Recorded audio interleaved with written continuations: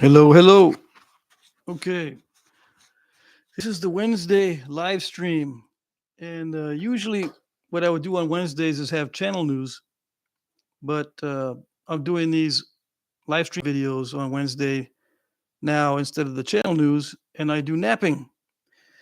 My name is Patrick. The channel name is Jack Crafty. You can call me Jack if you want. I'll be napping Georgia Chert, Flint River, a little bit of a curved piece, and then we'll be chatting. So most of the time, the way things go, I'll be napping one third of the time at the most. We'll be chatting most of the time. Hey, we already got Senku is here, Scott is here, David is here. Hello, hello. Okay, what you making? I'm going to be just making a blade out of this. I usually don't have time to get into the nitty gritty of the final details on these, so I just make a blade or a preliminary biface or something. This is Georgia Chert, Flint River Chert, or what they call butterscotch. It's a raw piece, which means it's not heat treated. It can be heat treated at relatively low heat. Yeah, I'll be making a blade. Stidley Designs is here. Yeah. So I'll be using mainly direct percussion and indirect percussion. Okay, so if you have any questions on napping, this is the time to ask them. I'm showing a front view of my napping, which I usually don't show on my other videos that are up close in first person view. But this time on these videos, you'll be able to see everything from the front view. And hopefully all the lighting and microphone stuff is okay. I've got a better setup for my lighting, more stable, so it shouldn't fall. Last time I did this, it fell. The lighting fell as I was manipulating the mouse. I don't want to block my on-air sign. As I was over here manipulating the keyboard and the mouse, the lights fell. Yeah, that's how precarious the situation is. Hello, hello. It's still early, so we got some stuff we can talk about before I start napping. Can you do some Danish flint on video later? I do have some, but it's for side projects. And I would hate to nap it on video and then break it. I only have a very few pieces of English flint or Danish flint. I do have some, but they're going to be small pieces if I nap them on video. Nothing large. I got plenty of this stuff, and I can buy plenty of this stuff. Actually, I'm going to probably buy another box of this very soon. So I can do that. I can do what I have that I don't mind breaking on video, because napping is not a regular type of artistic skill. It involves a lot of risk. So I don't normally do risky stuff unless I can deal with it breaking. Yeah. Senku says, question, how is Appalachian's chert in terms of nappability? Well, you've got many different varieties in the Appalachians. So some of it's terrible, some of it's excellent. That's the answer. How is Appalachian chert in terms of nappability? The answer is yes. Yeah. And the answer is no. Some chert's terrible, some chert's excellent in that area. Now, if there's a specific type of chert that's called Appalachian chert, I don't know about it. If someone knows about it, that's what it's called specifically, then I might be able to give you an opinion on that stuff. But it won't pertain to what you've got, because every stone is different. Let's see. I think one of the hardest things for modern nappers to realize is that all stone is different. The only thing that's consistent is glass, man-made glass. Obsidian's not consistent. Church's not consistent. Of all the materials that you can knap, obsidian is one of the most consistent materials.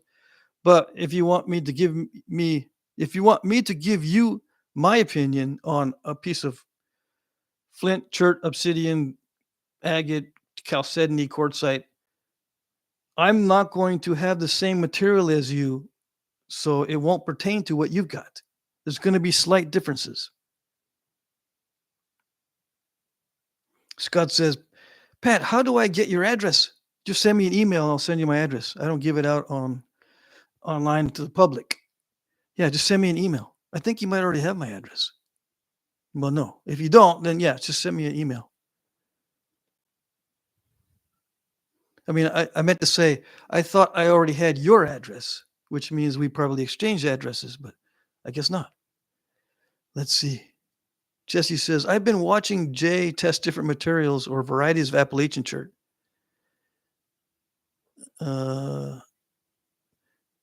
Seems to vary quite a bit. Basically, the impurities can vary. Yeah. Whoa, who's Jay? Where's his channel? Jay is a Wilderness Quest Outdoors or Wilderness Adventures or something like that. Somebody post his current name. Let's see. I'll look it up. Let me pin my microphone.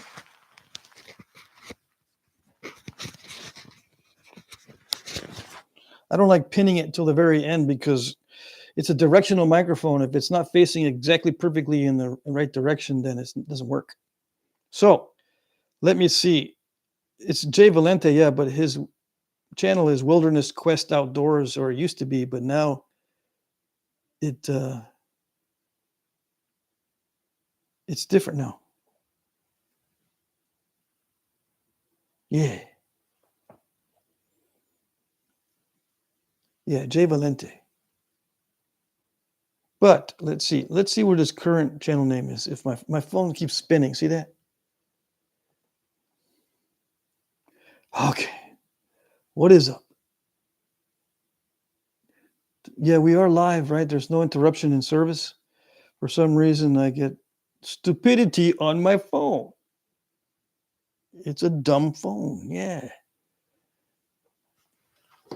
And the IQ on the phone must be very low. Let's see, what do we got? Let me first look this up before I get distracted. I think Senku already said, yeah, I understand now, but I still want to see.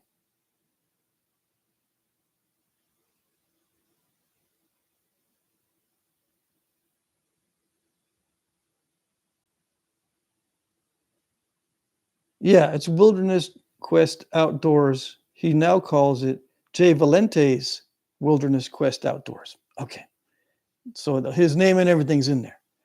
Jay Valente's with apostrophe S, Wilderness Quest Outdoors.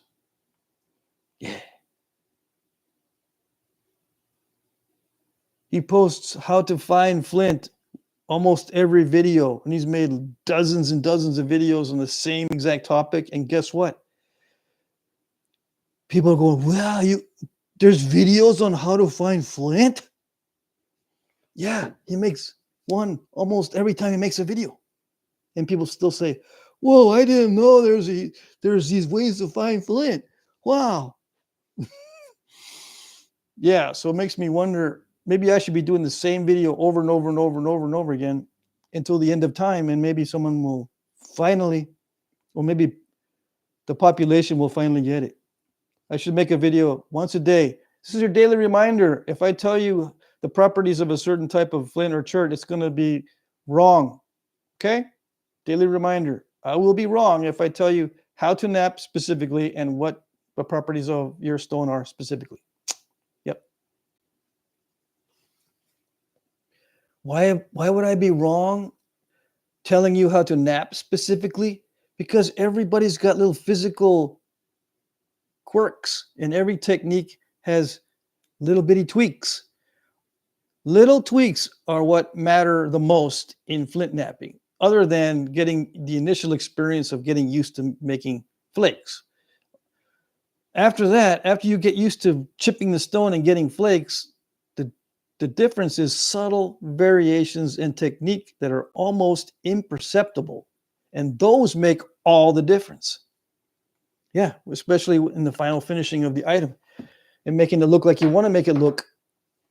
I can't give you the subtle tweaks and I can't predict your subtle quirks in physical and mental abilities. Let's see. Hey, Ed Gould's here. I think you made it before Keith did here today. Okay, who else is here? What did I miss? If I missed announcing your entrance, yeah, Keith is here. Okay. Let's see. No, we haven't exchanged it. I've been meant. Okay, Scott Lauer says, okay, we haven't exchanged addresses. Okay, I've been meaning to send you some nice flint for ages. Got to send you some of this stuff. Okay, cool. Yeah, that would be great. People ask all the time how to knap it. And like I said, it's not going to be exact. You're not going to be able to copy the methods exactly. And when you get English flint or Danish flint, it's not going to be exactly the same. Just keep that in mind. I should make a video every single day with that reminder. Yeah. And the reminder of, where do I find flint? I'm not going to tell you, because if I tell you and it's exposed to the public, that material will be gone faster than you can get there. So you'll go there. Hey, there's nothing here. You told me there's flint here. Yeah, well, I posted it publicly. That means someone else got to it before you did. Yeah, but I live just down the street. Okay, well, you probably took a few days before you could get there, right? There's other guys that are ready to jump in their truck at a moment's notice, no matter where they are, work, play, doing a barbecue, attending a funeral. They'll zip over to there and pick it all up and then zip out of there. I'm serious. Yeah. Why? Because there's money to be made. That's the problem. And that's the benefit. Let's see. Yeah, better late than never. Hey, party people. Noah's here. Ed's here. Keith is here. Mike Mason is here. Jesse's here. I saw on Sal's channel giving Patrick props for inventing the under the knee indirect process. Awesome. That was cool. And he also said, bring back the voila phrase. Sal's a good guy. Oh yeah, Sal's a great guy. I've met Sal in person at least 2 or 3 times already at Knap-ins, and I usually see him in Brady, Texas when I go there. Yeah. Let's see. Rockin' Pop's Adventures. Hey, Patrick, checking in. I have some big fork chert in our property, and some of it's glossy, and some is not. Is this common? Yeah, it's very common. It varies. Yep. Alan Cole, you're early again. Yeah, I'm early again. That's because I've been sitting here. Actually, I was sitting here 45 minutes before the stream started. That's how bad I am at being late. So in order for me to be on time, I've got to be extremely early. So I've been sitting here for 45 minutes just looking at stuff on the internet. Because if I know how long it takes me to set up. It takes about 15 minutes to set up. If I wait until like 1:45 to start setting up, I'll be late because something will come up. Either I'll forget something and I got to go get it, or I'll get distracted. Something will happen and I won't make it. So I've got to, people made fun of me at work because I was either very early or very late. I could never be right on time unless I had to move. I had to move earth and sun to get it done, right? Or I had to sit in the parking lot outside and wait till exact time. See, it takes me 1 minute, 24 seconds to get to my office. So if I time it, if I sit here, I get here an hour early. If I sit here, then I can walk in precisely on time. But what do I do in the meantime? Yeah. That's what ADHD does. And I never knew that's what it was. Hello from Kenya. Kenyan fashion. I missed your entrance. I'm late. Welcome. Chitin Areola's here. Hope I pronounced that correctly. Hello from Osceola, Missouri. Yeah. Hello, hello. Yun Chang is here. Hey, I haven't seen you on a live stream. I mean, you buy a lot of stuff in the auction. Good to see you. Let's see. Mike Mason's here. Everybody's here. Okay, what is this? What did I miss? Hey, Sal's in the house. Let's see. Looks like he's feeling better. Who's he's? You talking behind my back? Nice shirt, Patrick. Looking good. I just bought this yesterday. Fancy, right? It's a polo. It's fancy, but don't let that fool you because I got it on sale. Yeah, that's what I learned from my ex-wife. Buy everything on sale. And it became a habit because we wouldn't buy anything unless it was on sale. Yeah, I learned that from marriage. Before that, I would just buy it. And I wouldn't even pay attention to how much it costs. And I still kind of do that with groceries too. They tell me how much the groceries are, and it's like, wop, wop, wop. Like, you know, Charlie Brown listening to his teacher. I don't understand what the price is until I really pay attention. Let's see here. Mike Mason says, I'm back at work, so I'll be losing signal off and on. That's not good. Nice shirt. Yep. Senku says, or those truck guys just really like the Flint. Yeah, I guess. I don't know. I've had that happen at least twice where I knew where a spot was to collect chert in Flint. Little nodules, and it was all over the place within a quarter-mile stretch of road. And I told someone where it was. And then he gets back to me in a couple of weeks. There's nothing there, dude. And he must have told one of his buddies or somebody, because I didn't put it out in the public. Put it out in public is even worse. But I just told him, and it was gone. And I went back out there on that stretch, and sure enough, there's only little pieces and some flakes and stuff.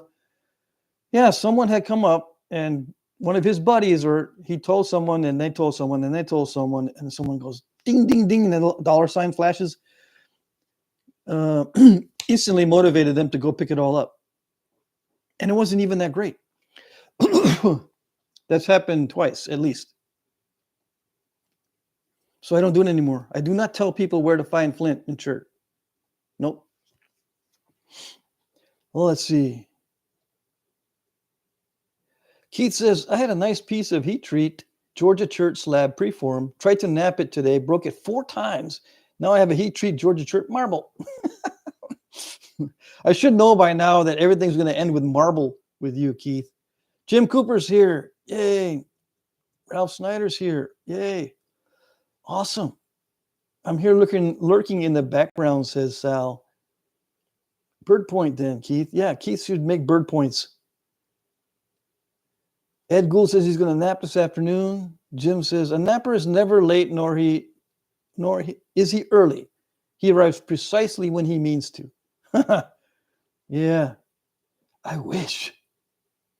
I break also precisely when I mean to break something. Yeah, if that's the case. At least marbles is a game. Yeah. Yep.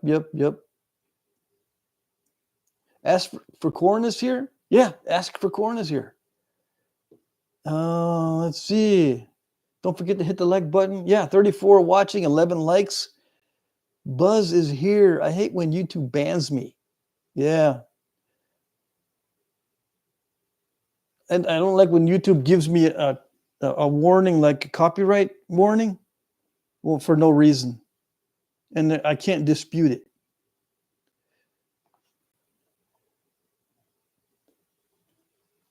Jaloki, I have a question. Have you ever napped anyone here the colorful Ohio Flint? You mean Flint Ridge? I just did a video on Flint Ridge. I did Flint Ridge and Cobden. Yeah, lots of us have napped the colorful Ohio Flint. Ralph, keep that in your head, just like secret fishing and mushroom spots. Yeah, I don't give away mushroom spots. I don't give away secret fishing spots. You're correct, sir. You are correct. Noah says, I found the best arrowhead I've ever found in a creek the other day after the rainstorms. Yes, it was the lost one from my necklace I lost in November. Okay. Buzz says exactly, no disputing tyrants. Yeah. Bahut Jolokia. Cool, I'll check it out. Alan Cole says, I'm having a hard time keeping my eyes open. Pretty tired, so please excuse my silence. Okay, take a nap. An actual nap. Jesse says, napping my first Keokuk. Strange having to percuss at a different angle than the obsidian to get the flakes to run. Having to hold Keokuk biface perfectly level and strike straight down. I see. Bobby's here. Hey, how are you doing? I'm doing okay. Yeah. And I was what was I doing today? Well, I'm excited because I cleaned up a bunch of crud back in the backyard again last night, and I slept in this morning. Yeah, so I have lots of energy. The more I sleep, the more energy I have. And of course, I had some caffeine just now. Yeah. So when is he gonna start napping? He's always yapping and never napping. Well, I wait until guys like you leave, and then I start napping. Yeah. If you're impatient, you won't learn to nap anyway. Yeah. So why should I worry about that? Yeah. You got to have patience to learn napping. And you got to do the same thing over and over again until you get different results and not call that insanity. Okay? Horse Creek is also very colorful. Yes, it is, Noah says. When you're uncomfortable to nap outside, but sick of napping in bed. Roy, when you're too uncomfortable to nap outside, I suppose, yeah. I nap. Who naps in bed? I don't let the flakes get anywhere near where I sleep or eat. Keith says, Jesse, I have a couple of Keokuk marbles. Lost Pony says, I'm here for the yapping. Okay, good. Alina's here. Unfortunately, it's night for me, so I'm off soon. Best of luck, Patrick. Thank you, thank you.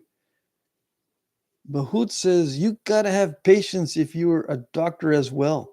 Oh, yeah. No, talk live chat. Is there such a thing? No talk live chat? Yeah, there is such a thing as no talk live chat. It's called staring back at you. But apparently you have to be a hot girl to do that. But that's what they do on their live streams. Yeah. No talking on their live streams. They're just studying or just staring at you. How do I know? Oh, I've been all over the internet. Yeah. And I had the scars to prove it. Up here.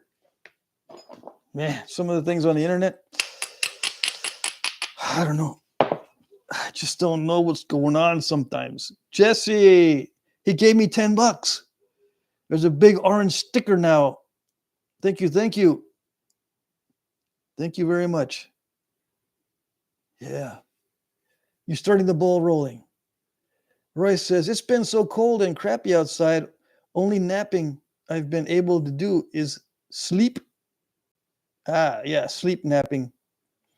Kenyan fashion. I'm here for the yapping and ASMR. Hit the like button. Yeah. Hit the like button. See? But people sometimes just cruise in. They cruise in, cruise out. They look at the thumbnail and they go, what? Is he napping? What is napping? What's that? He's got like a big oyster or something. He's going to nap the seashells, or what is he doing?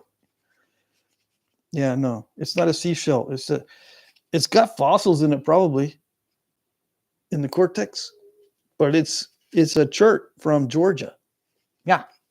It's called Coastal Plains. It's not only available in Georgia, but it's in Florida and Alabama, I think, too.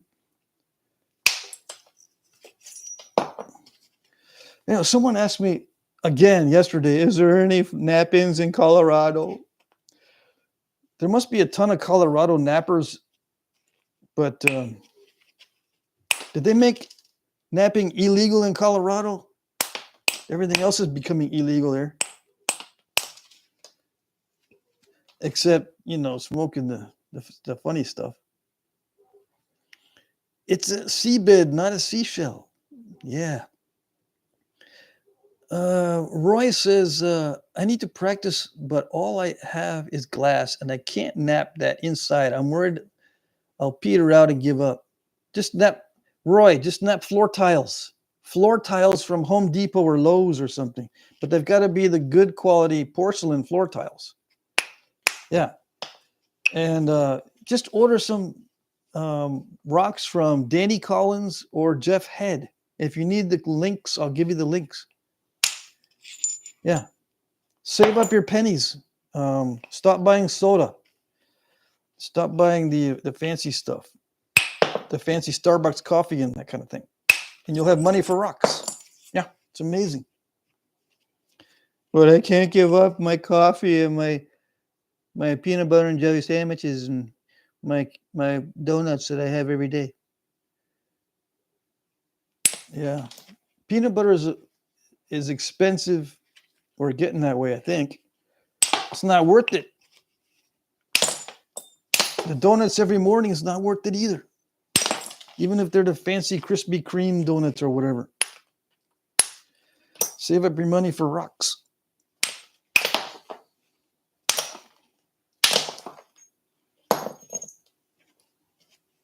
Yeah.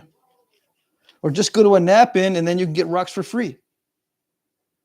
Coastal Plains Church, great. Yeah. Royce says, are there any Knap-ins in Pennsylvania? Yes, there are. Let me see. Let me get my Knap-in list. I'll be right back. I have a Knap-in list. I've recently updated it, so I'm all happy about that. That also gets me excited because whenever I have something to do and I don't do it, it gets me depressed. And what about all those things you're supposed to do on video that you didn't do? I know, don't remind me because those get me depressed also. All right, so what do we got for Pennsylvania? See, we got Pennsylvania here. Let's see. Bald Eagle Knap-in, Camp Anderson, Tyrone, Pennsylvania, June 26th through 29th. If you need the info, let me put this up so that you can take a screenshot. Okay, screenshot it. It's too small, I can't see. All right, can you see it now? I can barely see it, hold still. All right. But I'm in my kitchen. I can't read the screen. Okay, so it's Camp Anderson, 1057 Vascoyoc Hollow Road, Tyrone, Pennsylvania, 16686. All right. Anybody else? No, there's no Knap-ins in Colorado. No, there's no Knap-ins in Mississippi either. All right. The closest you got to Mississippi is Louisiana and Kansas. There's Knap-ins in Louisiana. I got one, the Niblets Bluff. But you missed the one in April 24th through 27th. Or, no, that's coming up. In Louisiana, there's the Niblets. Just ask me off the live stream because I'm starting to fall behind on the chat. Okay, let's see. Yeah, Niblets is this weekend coming up. It's the 20th. Okay, Niblets, let me see. I just read the date and I already forgot. Niblet Bluff, April 24 through 27. Niblets Bluff Park, Vinton, Louisiana. And Tex's number, the number for Tex Holloway is on here. Okay. There's one in October also, but it's to be announced later. Or I don't have the date yet. I can always call Tex. He might call Tex. He might already have a date, but that's the only one in Louisiana. There's a bunch in Kansas. All right, let's see. Really? Yeah, if I can do this with my gloves on.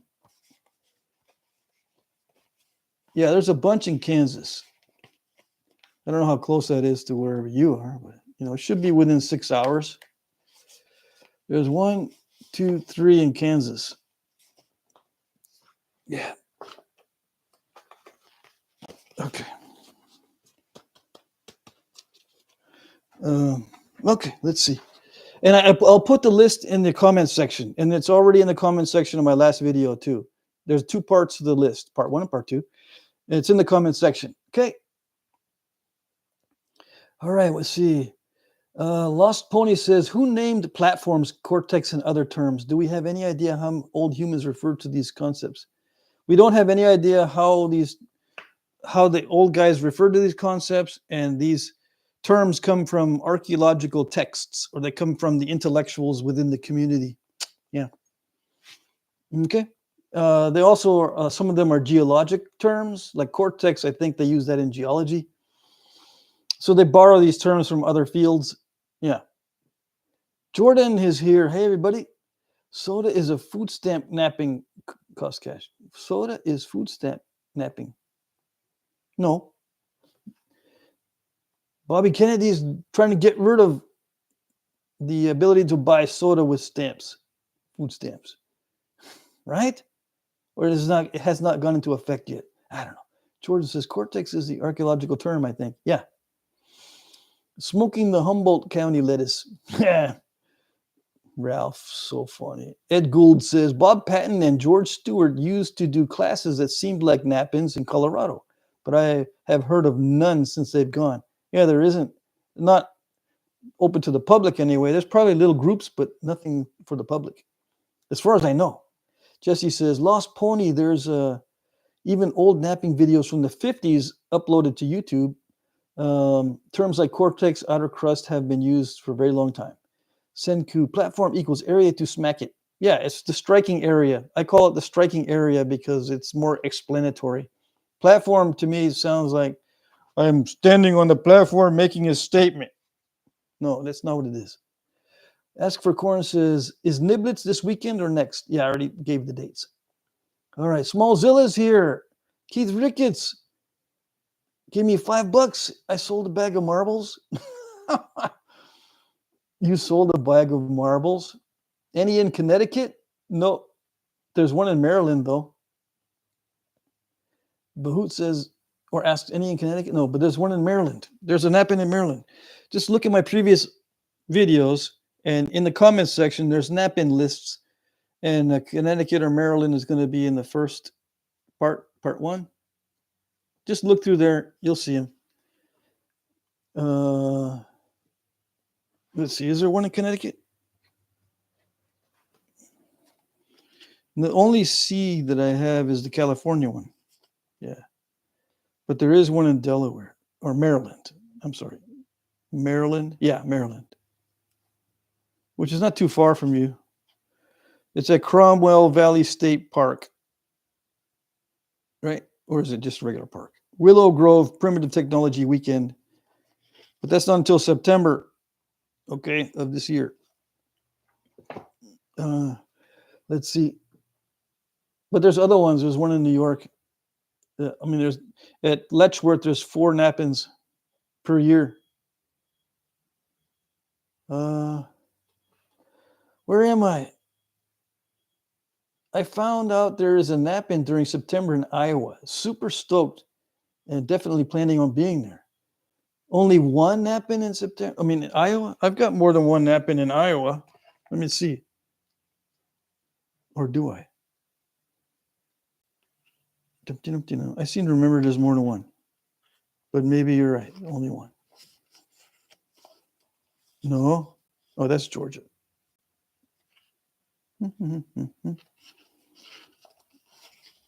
Okay, the one in Iowa is the Skunk River Knap-in. Is that the one? September 4th through 6th. Skunk River Knap-in at the Henry County Conservation Department. Okay, let's see. One in Huntsville, Alabama. Randy Burleson's here. Hey, Randy. Long time no see. Roy says, Tyrone, PA is only 1 hour and 15 minutes away. Sweet. You've got one that you're going to go to. Let's see. Niblets Bluff. Yeah, it's a funny name. Roy says, how does someone get stoned from Knap-in? Can you bring your own or show up empty-handed? You can show up totally empty-handed, no tools, no experience. no rocks, and no knowledge of anybody's name. Okay? You just need to know how to get there. You show up and you go, what do I do? A lot of Knap-ins have a registration little table. You go there, you write your name down, and maybe you have to contribute to a potluck, is a cash for to cover the potluck if you want to eat dinner or something. And then they give you a little name tag, and you look around. Hey, everyone's got name tags. So I don't need to know nobody's name. And you just walk up and you go, how's it going? And they go, good, come in, sit down. Here, use some of my tools and those flakes in the middle where everyone's dumping all their stuff. Pick up a flake and start napping. That's a nap-in. Yeah. They don't just sit around and go, let's see, what's your thought experiment for today's discussion? I think that flakes look a certain way depending on the tool used. Yeah. And everybody else goes, yeah, that seems reasonable as a thought experiment. And that way you can look smart by saying that a certain ancient tool was made in a certain way because certain tools look or create a certain look. But that stuff, that kind of stuff is completely wrong. Okay. That's not what a nap-in is like anyway. You just sit there and you nap and you learn from experience. Okay. I was planning to go to the Flint Ridge nap-in, but I may be tied up in court, says Mike Tufts, because I got the jury duty paper in the mail. Oh, I have to be available from May to August. Yeah, I get those notices all the time. I never get selected though. I don't know. Maybe it's my answers. Let's see.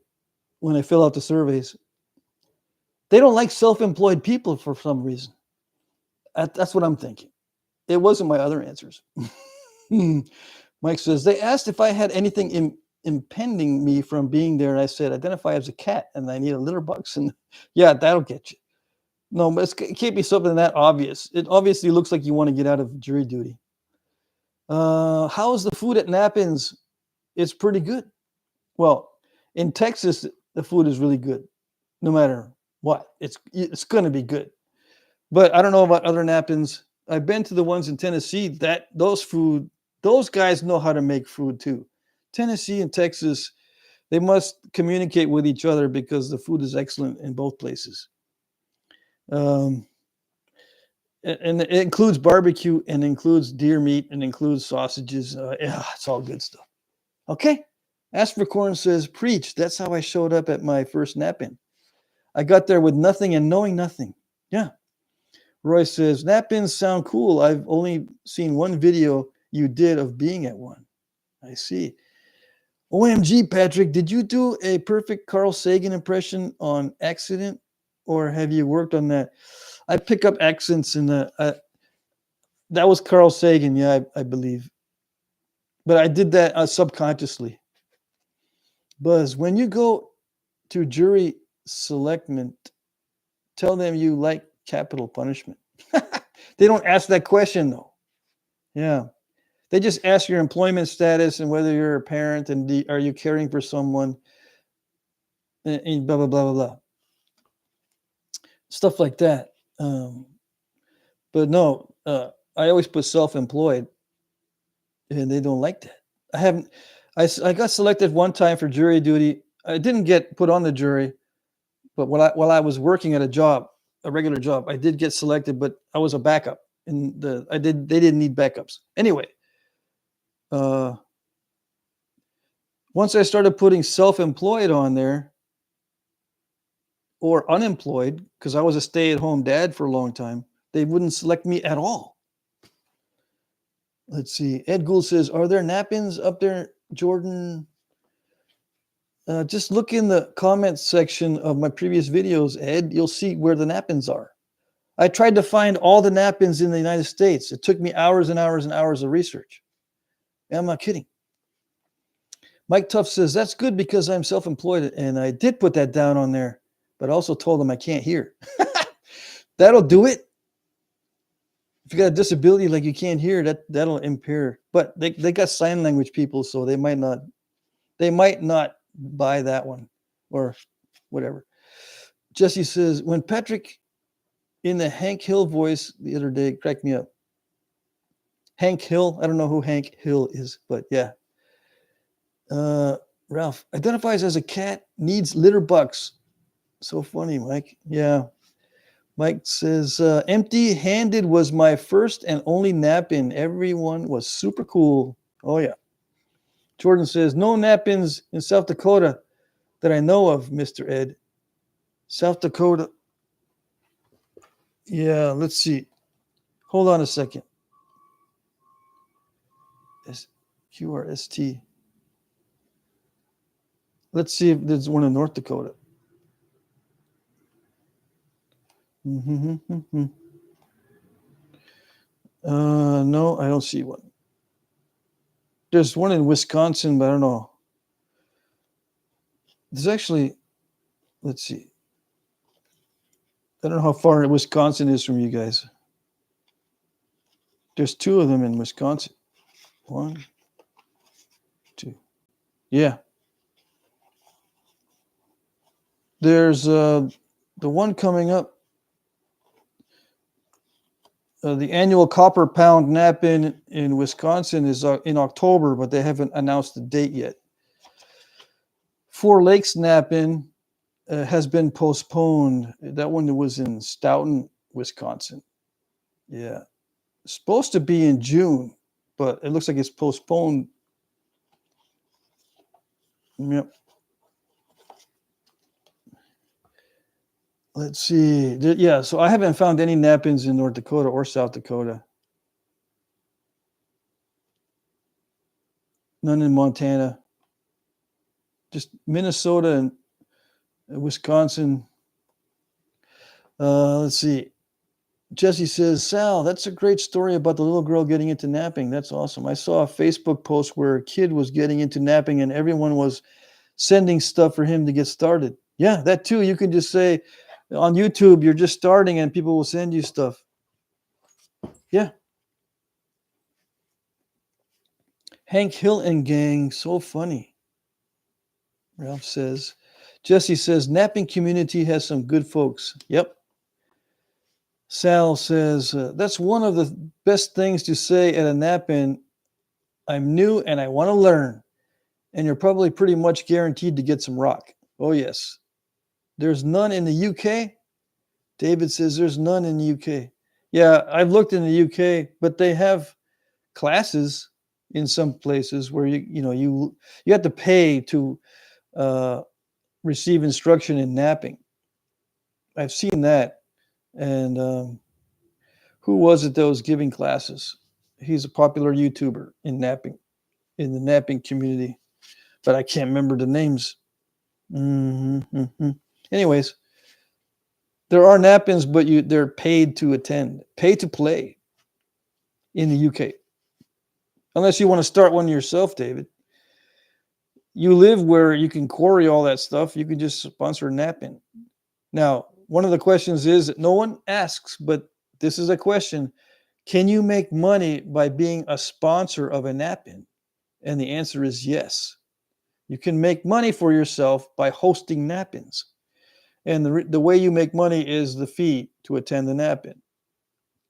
Yeah, if you charge an entrance fee, and if you own land, you can set up campsites and you charge for the campsite. Yeah. See, when I go to a Knap-in in Texas, it's at a campground, so I have to pay campground fees to stay overnight. They're not that much, but that's how the campground makes money, by hosting the Knap-in there. But the hosts of the Knap-in also collect a little bit of a fee for attendance and to cover the food that's served during the Knap-in and that kind of thing. So you won't be wasting your time if you're able to charge a fee. Otherwise, you have to do it's volunteer if you want to host one. Sal, I like the free rocks. Ralph says, Sal, I like the free rock you go. Aspercorn says, yeah, those lawyers already know us 1099 people have already had enough litigation for a lifetime. Yeah. No, it's not Will Lord that does well, he might charge for knapping instruction, but there's somebody else. I see the name, but I can't focus in on it. Ben Creek says Will Lord. Yeah, he's one, but what was the other one? Professor Dilly. I think his last name is Dilly in the UK, if I'm not mistaken. I can't remember his first name. Ross Wellman says, Patrick, thanks for taking the time and posting the Knap-in list. There's no place else to find this information. Yeah, I noticed. Roy says, I wonder if my mom will be willing to drive an hour and a half away. Yeah, if you have lots of brothers and sisters, there's no way.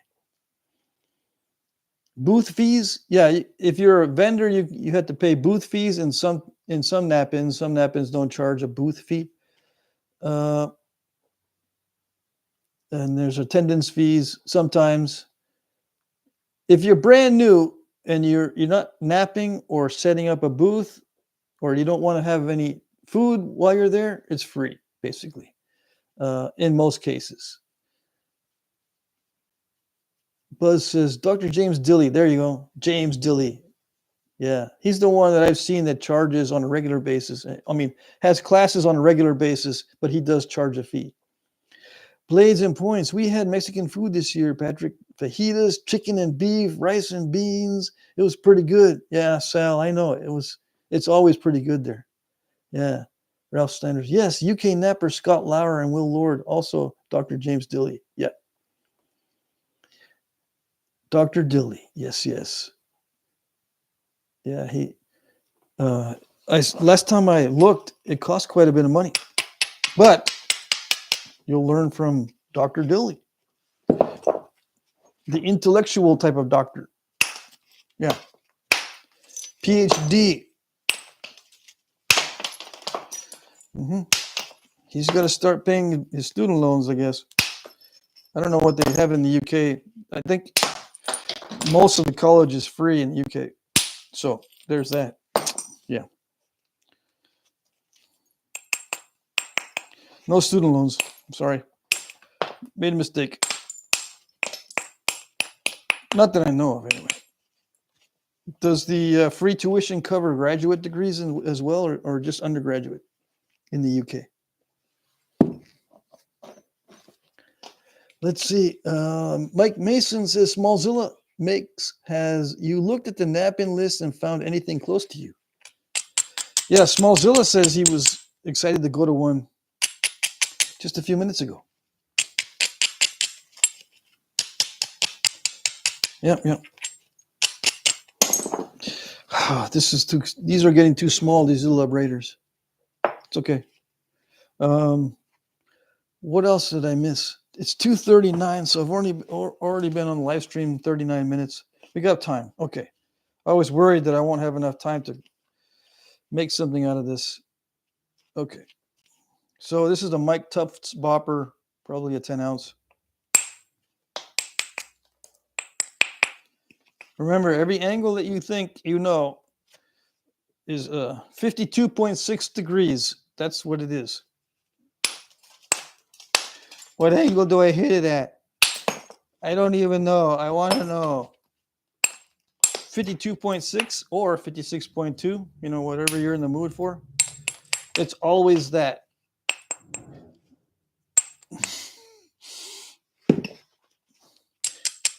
After you've been napping a while, you say, you are just kidding me. I don't think that's right. Because, you hold it like this sometimes, I hold it like that sometimes, and sometimes like this, and sometimes like that, sometimes like this.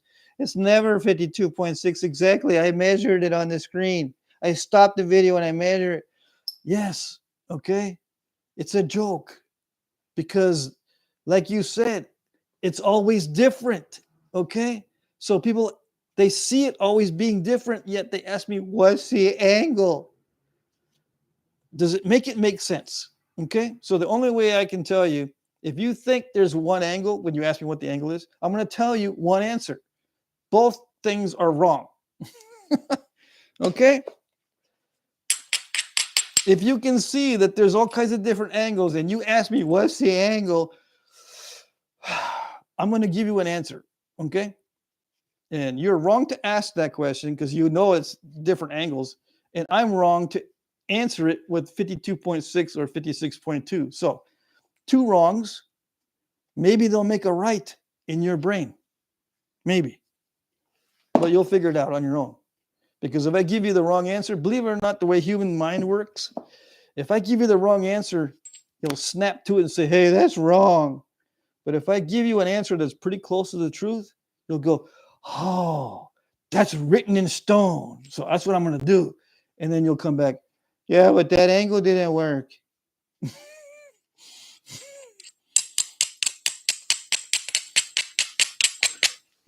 Okay.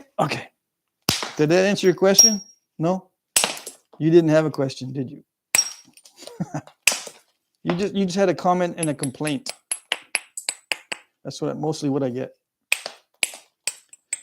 Except these good guys in the chat, they'll ask proper questions. Yeah. Let's see. Let's see. Blades. Sal says, I have a 6-inch new abrader to send you. It's aggressive and rectangular. Same material as the other one I sent you. Oh, okay. Awesome. Ralph says, Sal, did that have cabeza burritos? Cabeza. Wonderful slow roasted cows, meat shredded, yum yum. Yeah. The cabeza. I mean, you're talking about cheek meat, I imagine. Lost Pony. The flake measures the same ratio as the Earth's orbit.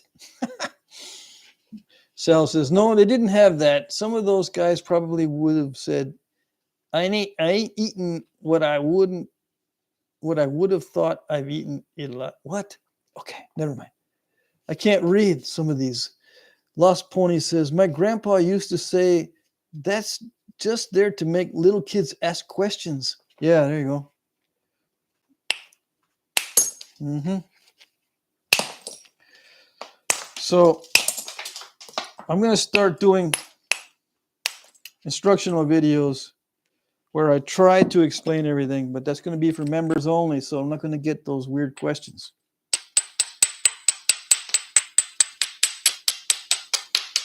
Yeah. So what do I do now? So I got Cortex on here. Let's see. What do I do? I'm going to trim a little bit so I can knock that off, because right now everything is not really set up to knock more flakes off of this area. So I got to take this edge and move it toward this side, which means I got to trim. Yeah.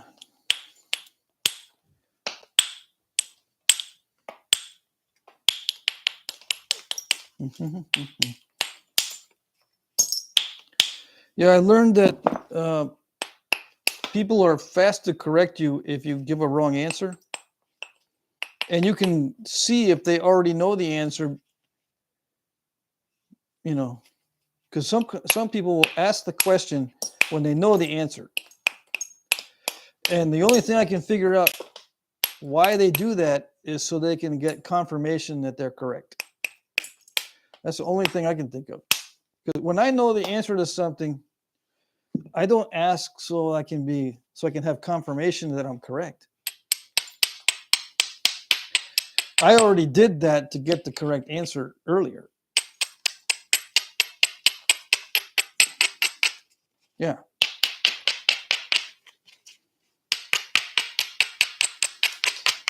I mean, I already figured out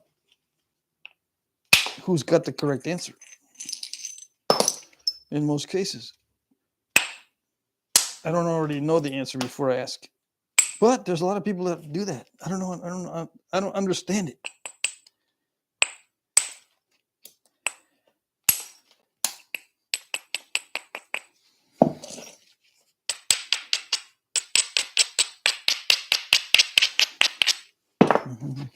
So I can't always assume that you don't know the answer to the question when you ask it.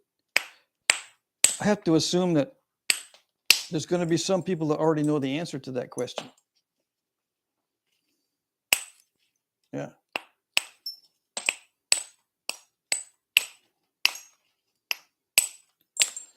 So, like, sometimes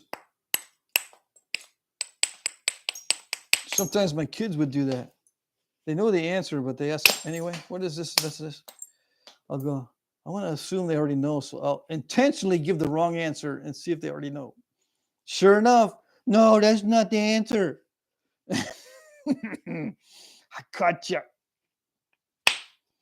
One of the things that really bug me is if you already know the answer and you ask the question anyway.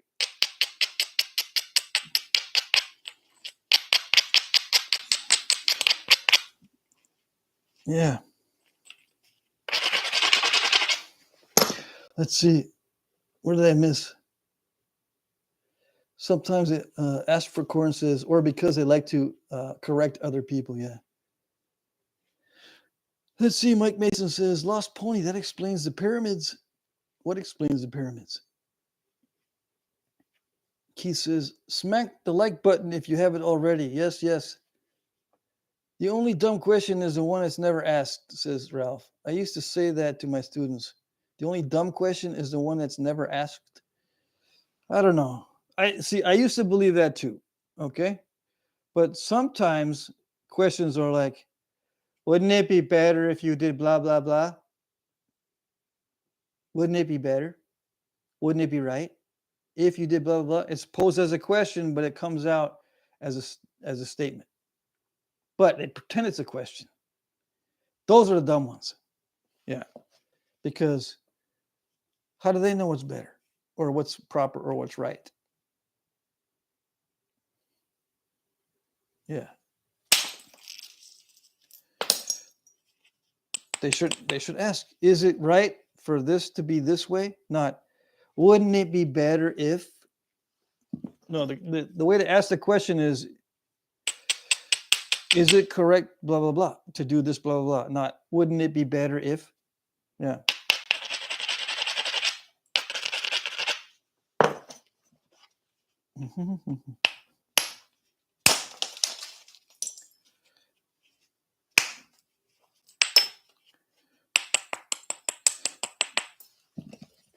All right.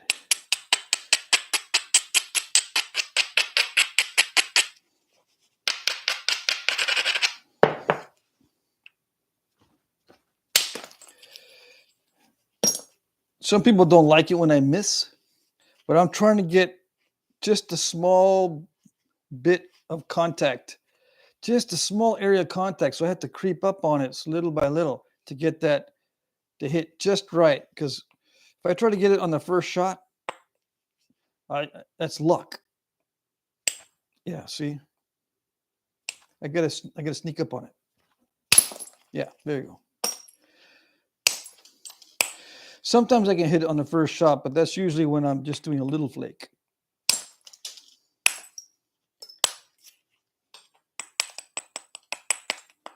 And I don't care about length usually when I'm working quickly. Preserving the length often causes the process to become unsuccessful. Preserving width is another thing, is a different matter entirely than preserving length, because length often involves correcting for a curve.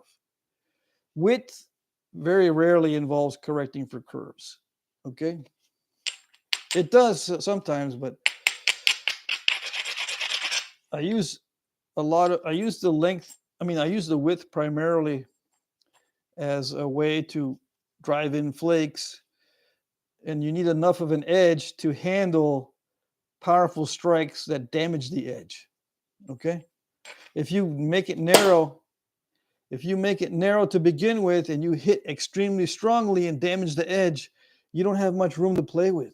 You've just made a big error on a place where you have no width variability or options. So you've basically messed up your whole point.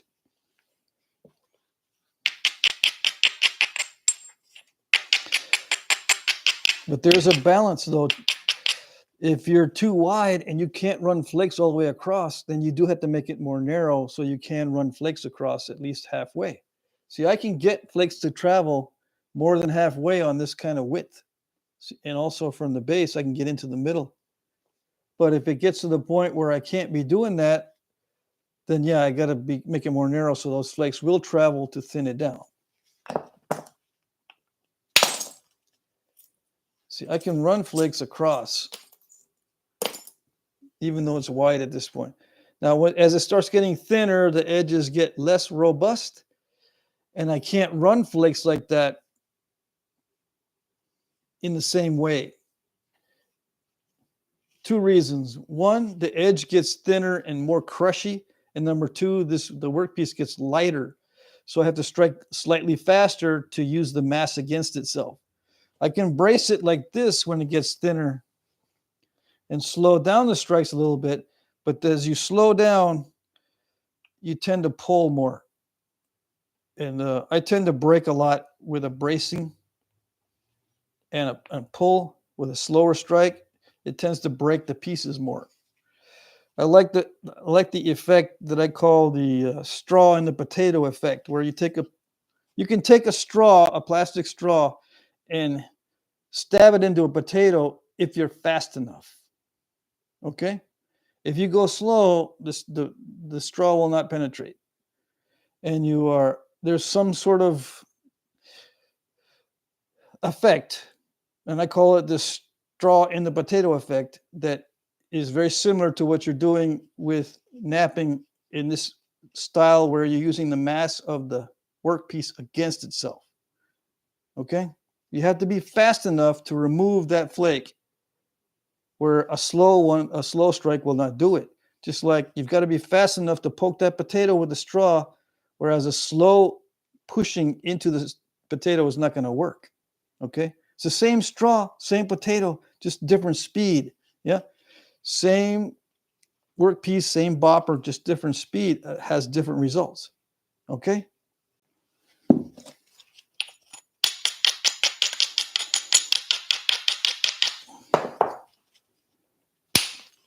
See, those are snappy hits. They have to be fast.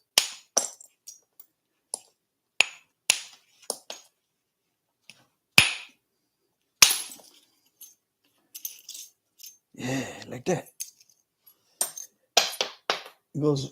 That went all the way across almost. Luckily, it didn't overshoot. So far, that's what I got. Let's see.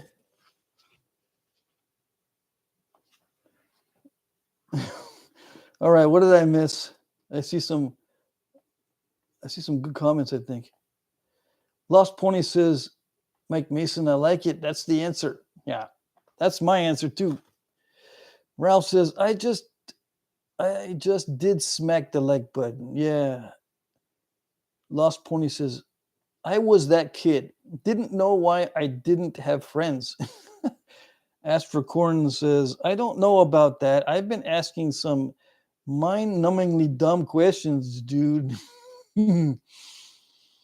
Ralph says, yes, I agree. Ask for Corn EX1. What is that? Lost Pony says, I like the sound where Jack tapped it with the bopper. He was listening for fractures. I don't know. I don't listen for fractures, do I? I don't know. I tap it with this to get a feel for the edge. Is it crushing when I do this? When I do this, I'm seeing if it crushes. If it doesn't crush, then I'm in good shape. But I can tell when it's weak. If I just tap it a little bit and something flies off, it's weak. Yeah. So if it's not weak, but I can test it, I can hit it harder. Yeah. It's better to test it than not. Yeah. And you can end up making that into a habit. It works pretty good, actually. After a while, though, you get used to what the edge should look like, and you just hit it. But you can do this. You can tap it. You're just checking to see if the edge is strong enough to support that strike. It's got to be strong enough to support these strikes. Okay? 10-ounce bopper. Or 9.67, whatever it was. And you know what? You don't need to know the weight of this. You just need to experiment with what you got. Yeah. You can do this with different size boppers. It doesn't have to be 10 ounce. I'm just telling you what I'm using because inquiring minds want to know. Yeah.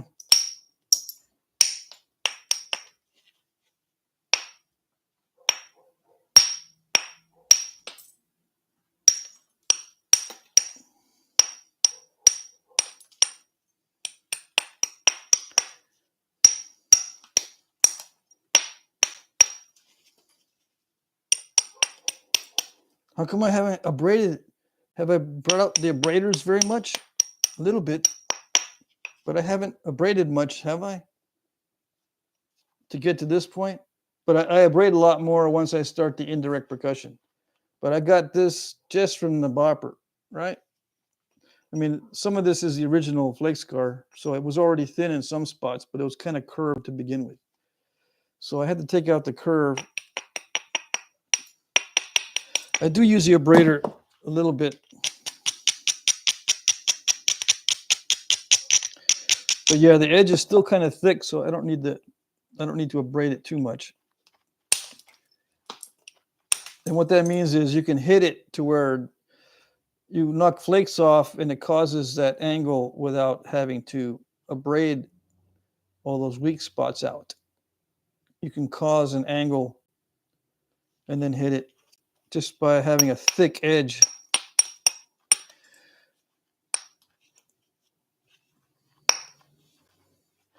I had a friend ask me one time, and it got me thinking. He asked me, why don't I abrade? Or what's the reason for not abrading? He doesn't understand it. And I said to myself, I don't understand it either, except for there's two different things that can happen when you don't abrade that are beneficial. One is the bopper will smash through the weak areas as long as they're not too weak, and then it'll hit something solid and then remove the flake. So I call that pre-crushing. It pre-crushes all the weak areas, and then it'll hit something solid, and then it'll remove the flake. Now, that takes experience to know which edges can tolerate pre-crushing. The other thing for not abrading is the fact that if you knock a flake off in one direction, there's a possibility of having a flat spot there from that flake. The previous flake scar becomes a flat spot, and you can hit that flat spot. Okay? Ask for Corn says, "Ooh, man, that stinks so bad. You smell that?" No, I'm not going to read that. Ask for Corn, see, dumb question. Oh, man. Ralph says, yes, you can tell a good strike by the sound, that crisp snap sound. Yeah, but there's some good strikes that they don't sound crisp. Keith says, I see a straw and a potato sign in Patrick's future. There you go. It's also the snatching away tablecloth from the place setting effect. You have to go really fast, and you can snatch the tablecloth away, and the place setting stays there intact. But if you go slow, everything comes crashing down. Same thing with this. Sometimes you go slow and everything crashes. Okay? Let's see. Ralph says, yes, straw on the potato. Yep. Keith Ricketts says, it can be 56.2 ounce bopper. Yeah. Big bopper. Yeah. What are good sizes of boppers to have? Asks Ralph. Okay. Right here. These are good sizes. Okay. You want to take a snapshot? Yeah, that too. That one. These are this is the large one, and this is diminutive. right? I don't know the weights, or do I? 21 ounce. I just got that from Mike Tufts, 21 ounce. And this one is I think it's a 2 ounce. And everything in between, 21 ounce and 2 ounce, and then everything in between. That's the good size. Got it? No?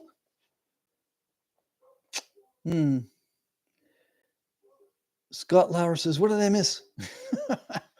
You made it back to the live stream. You didn't miss much, except I talked a little bit of smack. Yeah, as usual. Yeah, let's see. Sometimes, well, yeah, you'll see kits available online that you can buy that have different bopper weights. I mean, you can go by that. Other nappers have recommended different size boppers and whatnot. The answer to the question of what's a good size of bopper is yes. Oh, I missed that one. So Mike Tufts has been good enough to supply me with various sizes. Okay. And as you can see, I use them all. Okay. Except this one here, because I don't like working big blades. And this one I haven't used at all yet. Okay. And this one I abused quite a bit on a big chunk that I was working on. And this, I'm saving this one for special occasion on video, maybe the next live stream. I don't have any big chunks to use this on. This is more like a spalling bopper, okay? And it's small because I like to have variability in the way I strike. I can swing this like a hammer that way with an arc, or I can, sometimes I go directly in without an arc like this. I go directly in like this. Okay, it's hard to go directly in like that with a regular bopper. It's not that hard, but it's kind of awkward.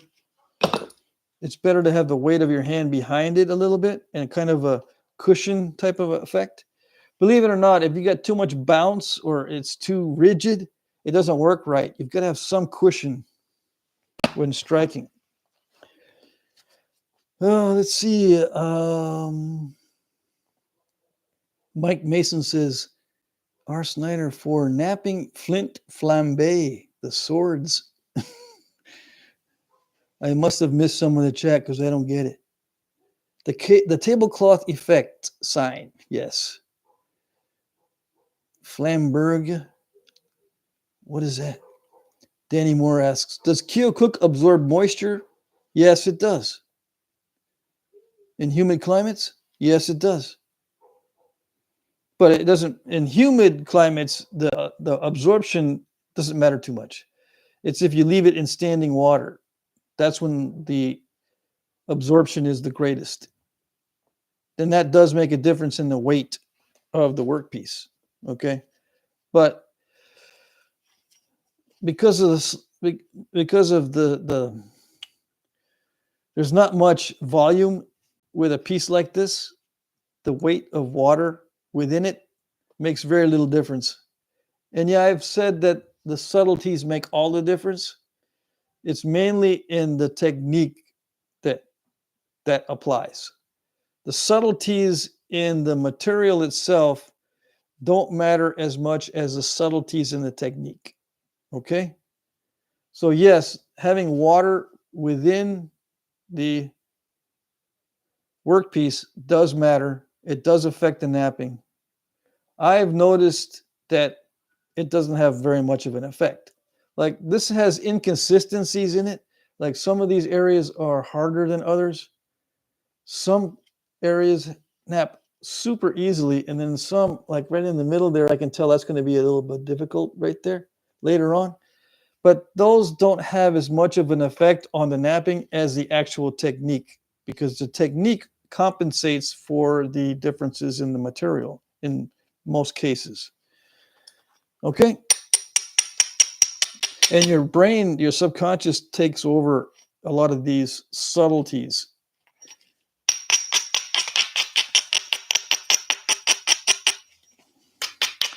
If your subconscious is not working very good, or you're overthinking it, so there's two extremes. Your subconscious is not working very well because of either lack of sleep, drug use, yes, emotional distress, and those kind of things. Your subconscious doesn't work right. Also, what can hurt you is the other extreme, where you think too much about it, and don't let the subconscious make the adaptations, the subtle little tweaks, and you end up messing it up by overthinking it. And what overthinking is overriding your subconscious. You're trying to take over all the tasks that your subconscious automatically tries to take over. So you're in conflict with your subconscious when you overthink it. Okay? All right. Let's see. Neat, a hammerstone bopper. Oh yeah. It resembles a hammerstone. And I think it's pretty cool. I just haven't used it yet. I will though. I've got stuff coming up that needs it. Oh yeah. Ask for corn. Yes, sir. Is that why? That's why I made it. Yeah. Says Mike Tufts, the master bopper builder. Ralph says that big fatty bopper looks like kind of Patrick's aluminum bopper. I miss seeing that one. Yeah. I may go back to aluminum one of these days. I got to go through brass first before I get back to aluminum. Danny says, I have some Keokuk that is powdery now, but I've had it for a while and kept it outside. Yeah, if you keep it outside in a relatively dry spot, don't worry, it'll be okay. It's not going to make too much of a difference. Let's see. Yes, Patrick's aluminum hammerstone bopper. Yeah, I used to use aluminum a lot when I was in that phase. I like to use different materials, so I can say that I've used different materials. And when I say there's just subtle differences, then I know for sure there's just subtle differences. And when I say that you can make the exact same flake with more than one technique, I'm saying that from experience because I've used many different tools, techniques, materials, etc. Mike Tufts gave me $10. Nice, thank you. Those big old notices pop right up, and they're like super noticeable. Yeah. So everyone say thanks to Mike for sponsoring. And I got some other ones in here too. People are giving me money in the live stream. Bush is in the house. Hey, Ferdo Joe is Bush or Bushy. Yeah, or Harold. Mike Tuff says, got to give Patrick his cut for the shout out. Oh, I see. That's cool.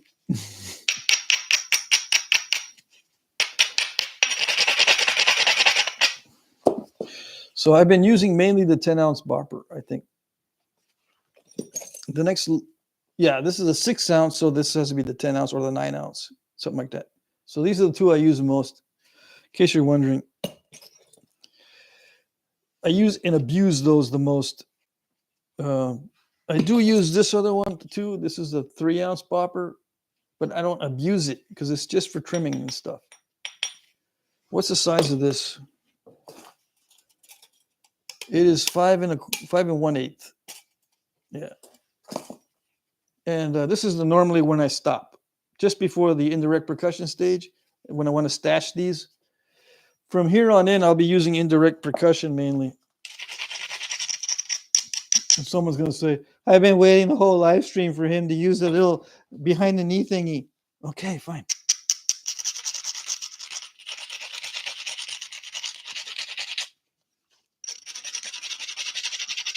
You might say, why do you use just a rod? Everyone else uses a rod with an insert. Why do you use just a rod? What are you, so special someone? Well, I invented the technique of behind the knee, so I can do whatever I want. Okay. All right. Okay. Let's see. Let's start. Let's start the sweat stage. I need the fan because it's getting hot in here. Why is it so stressful? Because I can overshoot so easily. I can also crush the edge easily. I mean, it's more accurate, right? But as it starts getting thinner, you know this story. The options are starting to get really narrow. I can't be deviating too much. I can't be goofing around. I can't be taking shortcuts. It adds some stress to the whole thing when I can't just go with it.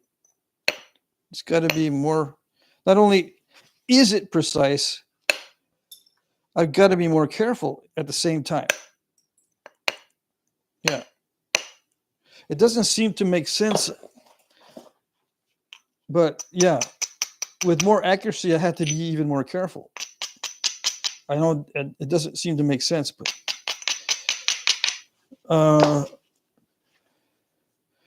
it's also like cutting or carving wood with a chainsaw when you use indirect percussion, okay? Because it's an extremely powerful technique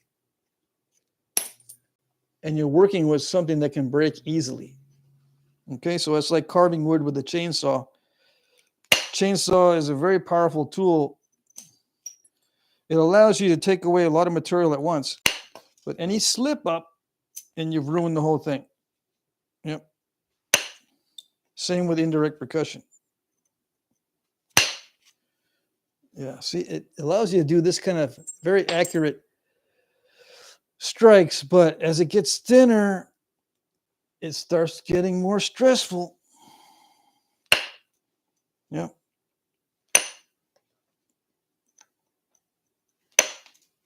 At least with me. Some guys enjoy this part and they have no stress. I don't know. So I'm just talking about what I go through.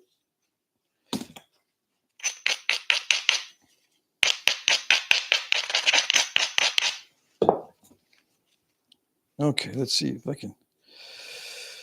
Let's see. Yeah, get rid of some of these lumps that need to be cleared away before I get too far along. If I don't clear away some of these lumps now, they'll be much more difficult once it gets thinner. Are you seeing the angle? You getting your protractors out?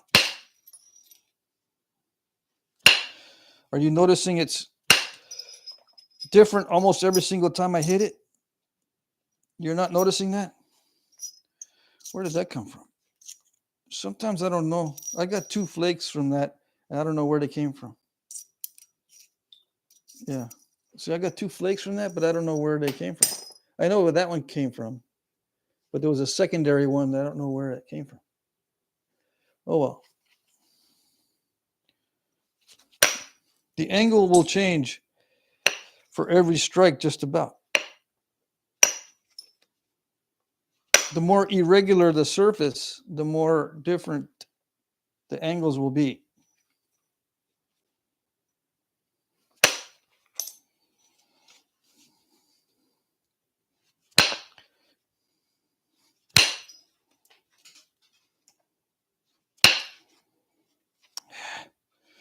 Even with changes in the angle, you can't always get what you want. I don't know if it's a tough spot, but I messed it up twice. Right there, and then down here below. Is that a tough spot? It probably is not. I just didn't abrade it enough or something.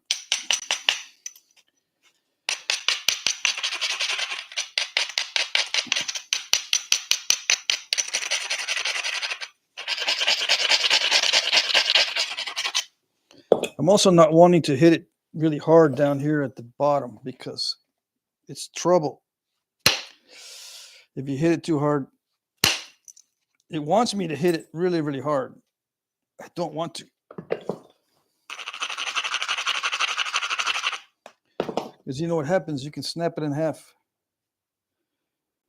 All right. They wanted me to hit hard. Let's see what happened. All right, that worked out pretty good. Yeah. I don't like depending on luck, but sometimes I got to. Yeah.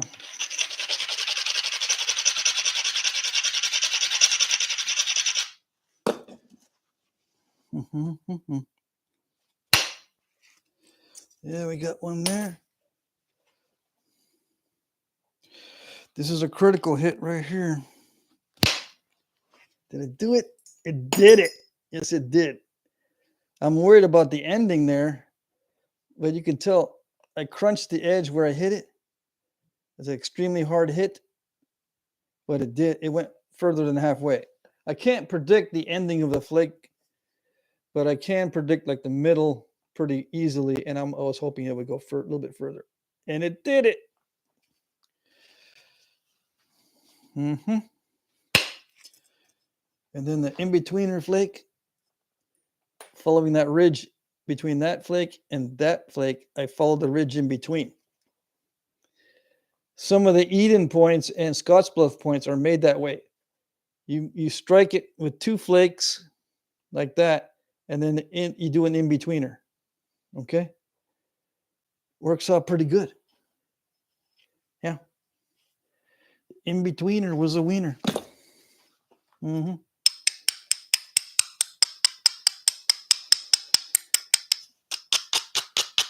Now, when it starts to work out well, you start to get all cocky and confident, and it'll get you in trouble. Hey, Zapador 1986, hello. You're new? I haven't seen you before. Where can I get one of those copper rods, says Noah. On eBay. Copper rod 3/8. This is a 3/8. Type in copper rod 3/8. And various sellers on eBay. Now, if you want to know exactly where I get mine, ask me in the comments section of this video. Where did you get the copper rods exactly? I need a link, and I'll give you the exact link of where I buy these from eBay. They come in 12-inch sections. Okay. Let's see. Zapador 1986. I'm trying to think. Do I know your real name? I can't remember now. eBay or Amazon, Noah. Yeah. Ed Gould says Collins Lithics also carries most of the tools. Yeah. And Danny Collins has a lot of this stuff also. Ask for Corn says Overshot Tech is Patrick's forte. Yeah. Would be an awesome PhD thesis. Yeah. My forte, you mean debunking it is my forte. I will debunk the overshots every opportunity I get because I hate them. Oh, they're so bad. Yeah.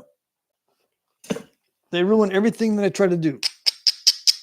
Except in the stage in the beginning where it doesn't matter. You know, if I get an overshot when it's really big and bulky and I'm going to lose a lot of width anyway, it doesn't matter. But at this stage and in the final finishing, overshots are death. Yeah. Some people say, well, it worked out pretty good. Yeah, well, show me how it didn't scoop out too much. When you get an overshot, show me how it did not scoop out before it took a dive. Show me where it did not scoop out too much. But they can't, because they'll show and there'll be a dip just like that right before it dives off the edge. And that's not good. This has to be corrected. Now, yeah, I've got one on here, but it didn't take away a lot of the edge. So I've got options to eliminate it. Okay. Now, if I had that scoop and the edge was further back, if I had lost that edge and the scoop, that'd be trouble. But I've got opportunities to get rid of that scoopy contour when I've got more width. Yeah.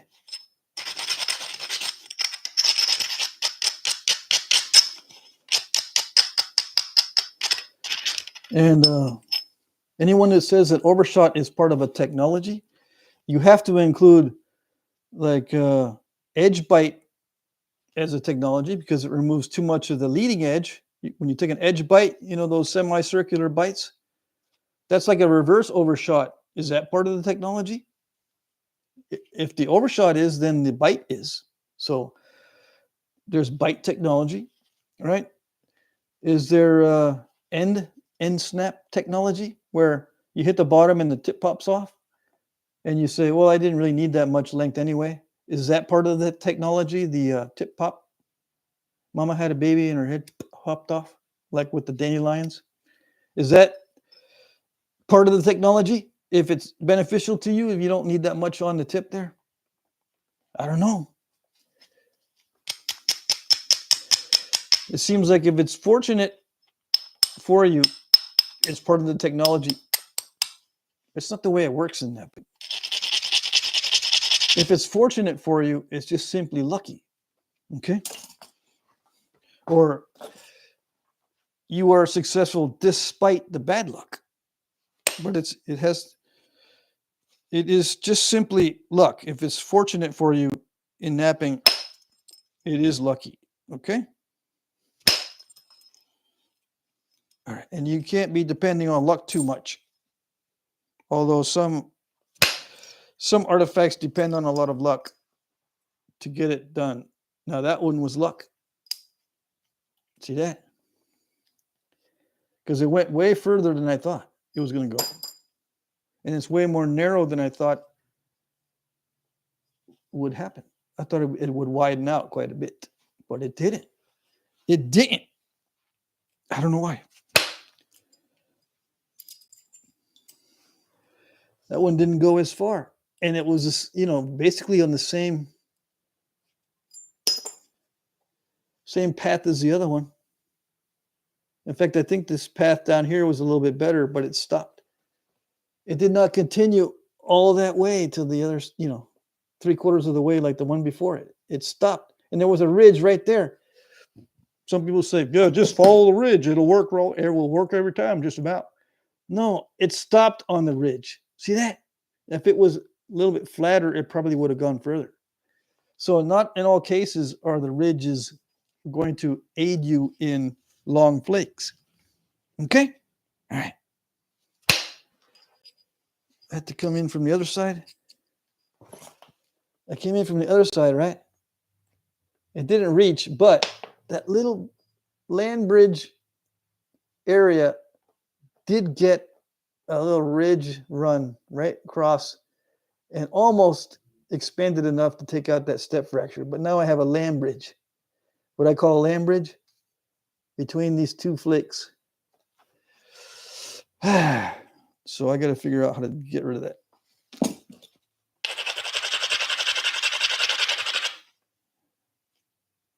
Yeah, I think I can do it from there.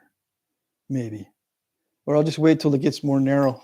Yeah, I'll wait till it gets more narrow before I attack that because it might not shoot far enough. Yeah. All right, so we'll wait. Sometimes people ask me, why did you do this instead of that flake and this flake instead of that flake? Sometimes I wait until it gets more narrow. That way it's easier to shoot a flake. Let's see. Ralph says, overshooting is, oh, come on. Where am I? Oh, someone scored some blue glass. Mike Mason scored some blue glass bottles today. Awesome. Mike Tuff says, I'm finally home now. I can look at your work. That's pretty wide and thin. It's okay. Ralph says, overshooting is off the edge. T-shirt, merchandise idea. Yeah. So this is what I got so far. Okay. The thinness is okay, but it's not nearly as thin as I usually go on video. Right? I try to get 6:1 or better with the thickness ratio. I don't know what this one is. It's not 6:1, I don't think. Let's see. 72 millimeter by 12. Dang. That is 6:1, isn't it? Yeah. So thinner than this is where I'd like to go. That's thinner than I thought. Anyways, yeah, I try to go thinner than that. But I can stop here as long as I trim up the edges so there's no lumps and stuff. I don't have to thin it anymore. If it's already 6:1, I don't need to thin it anymore. To be used as a tool. Now, to be used as a projectile point or to be hafted as a knife, you may want to get it thinner because thinner pieces will actually cut better. Yeah, there's less resistance to cutting when the piece is thinner. That didn't go nearly as far as I wanted. It wants me to hit extremely hard, and it's getting thinner and lighter. I don't want to hit extremely hard right now, or from now on. It's already 6:1. It wants me to hit harder than I was hitting before. Yeah. That flake should have gone.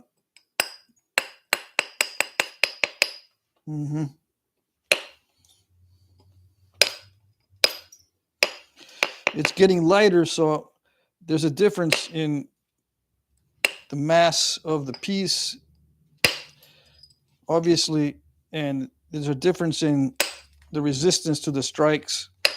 So sometimes the flakes don't travel because I'm misjudging how much force I need. Yeah.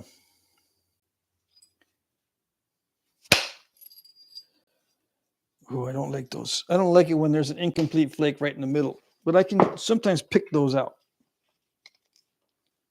Yeah. Huh. All right. False alarm. It still has a little bit of a step right there, but it's not that bad. Sometimes those incomplete flakes are very sticky.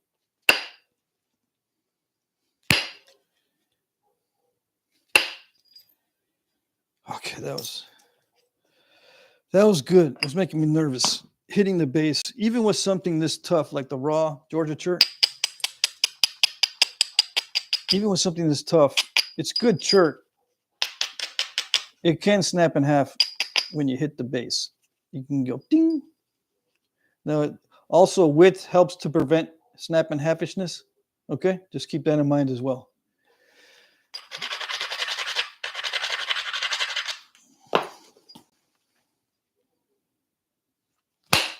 Okay. Whew, I hit that super hard and I just barely got to center. Yeah, so this is getting pretty light. Yeah. Okay. See, I'm hitting that extremely hard to get these flakes now because the workpiece is getting really light. And the more flakes I remove, the lighter it gets, the harder I have to hit to get the same kind of flake. So if I want all this kind of flake, I can't be always hitting with the same amount of force because this is getting lighter. So I had to hit harder and harder and harder to get the same size flake because the resistance of the workpiece changes. All right. If I'm using the weight of the workpiece against itself, it'll change as it gets thinner. So there's a little bit of a, I don't know, there's a little bit of, I call it the sweat stage. A little bit of a sweat stage going on there. I get more nervous.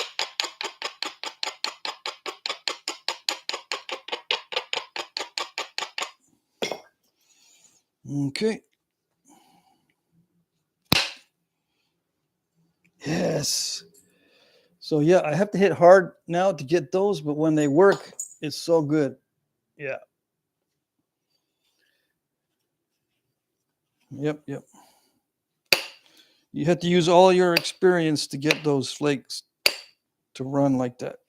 I mean, I have to rely on my muscle memory and not overthink it and just trust that I've taken care of my brain enough. You know, lots of sleep, lots of proper food, lots of positive reinforcement like humor,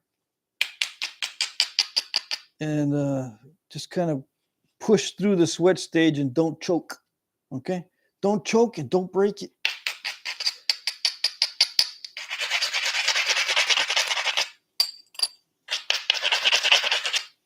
Yeah, everything should work out okay.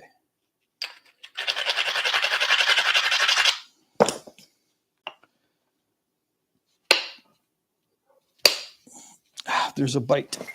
See, it's getting thin. There was a bite. Now, is that part of the technology? Because it's just like a reverse overshot. Yeah, you can say, of course it's not. This is not like the technology of overshot. Overshots are cool.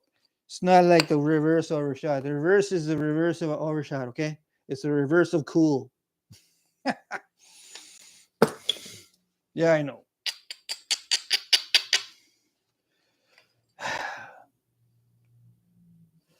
All right, where is this? Where am I? Kink Masters here. Patrick, how many? Yeah, you're not going to get an answer to that one. Kink Master Jefferson. You get a little baby troll. You're a baby troll right now. If you get something better than that, then you can graduate to a real troll. Mike Mason. Patrick doesn't sleep much. Well, last night I did. I slept in today. Let's see. What is it? Ralph says, Mike, glad you made it home without hitting any turkeys. Yeah. Aaron Wilson's here. What did I miss? The paleo groups I'm part of always have guys talking about overshot flakes. Not sure any of them know what an overshot flake is. Yeah. Ask for Corn says, I have ruined many points by blowing off the side opposite of the side I was striking the workpiece on. Yeah, diving flakes. Mike says, I did not hit any turkeys, Ralph, but the squirrels were running around. Yeah. Lost Pony says, land bridge now, there's a term, not from archaeology. Yeah, see? Scott says, I hate overshots. Yeah, I'm glad. Mike says, do your rehit the flake technique. I haven't had an opportunity or a need to do the rehit. Yeah, everything is pretty much completed.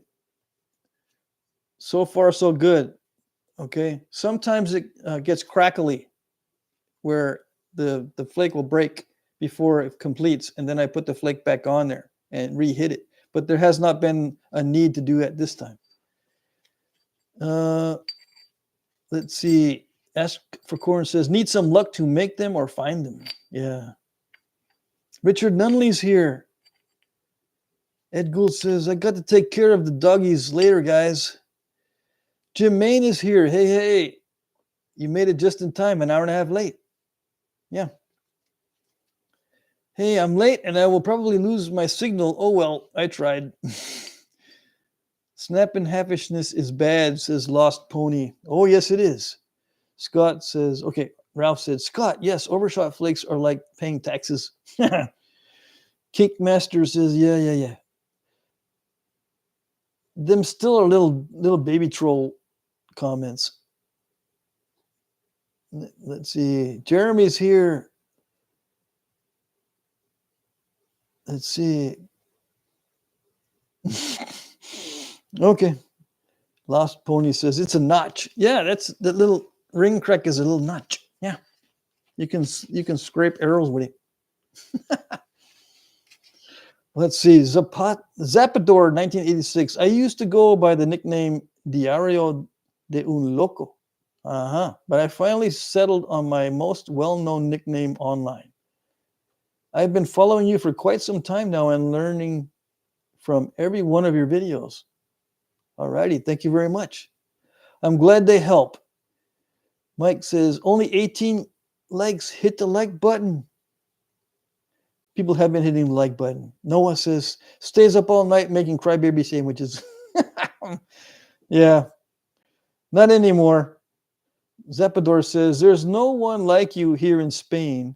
Even though my English is terrible, I want to take this opportunity to thank you for each of your lessons, tips, and comments. Oh, you're very welcome, Zapador. Very welcome. My pleasure. Yeah. When I'm not in the sweat stage or breaking stuff, then yeah, my pleasure. Stephen Parnell, hey, this is great stuff. Thanks, Patrick. You're welcome, Steve. Zapador says, it's a shame not to have you closer. I really enjoy these live sessions. Let me know if you want it to sound more formal or more casual. It doesn't matter, formal or casual.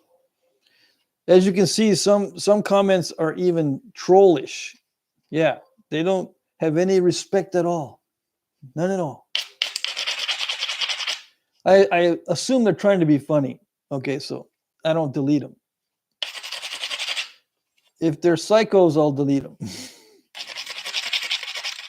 But so far, we've got little baby trolls mostly. Besides, this is the weird side of YouTube. We don't attract that many trolls. They're too busy on their political stuff. Yeah. All right, so I'm going to refine it a little bit more now. That was a nice flake. I like when that happens. Again, it's usually luck when something that good happens. Yeah, now see, I got a step fracture on that second one. Yeah, I was napping into something a little bit too thick there. That was my fault.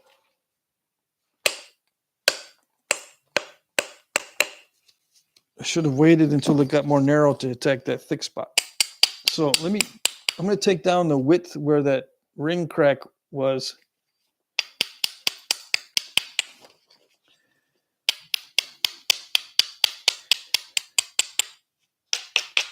And run my thinning flakes.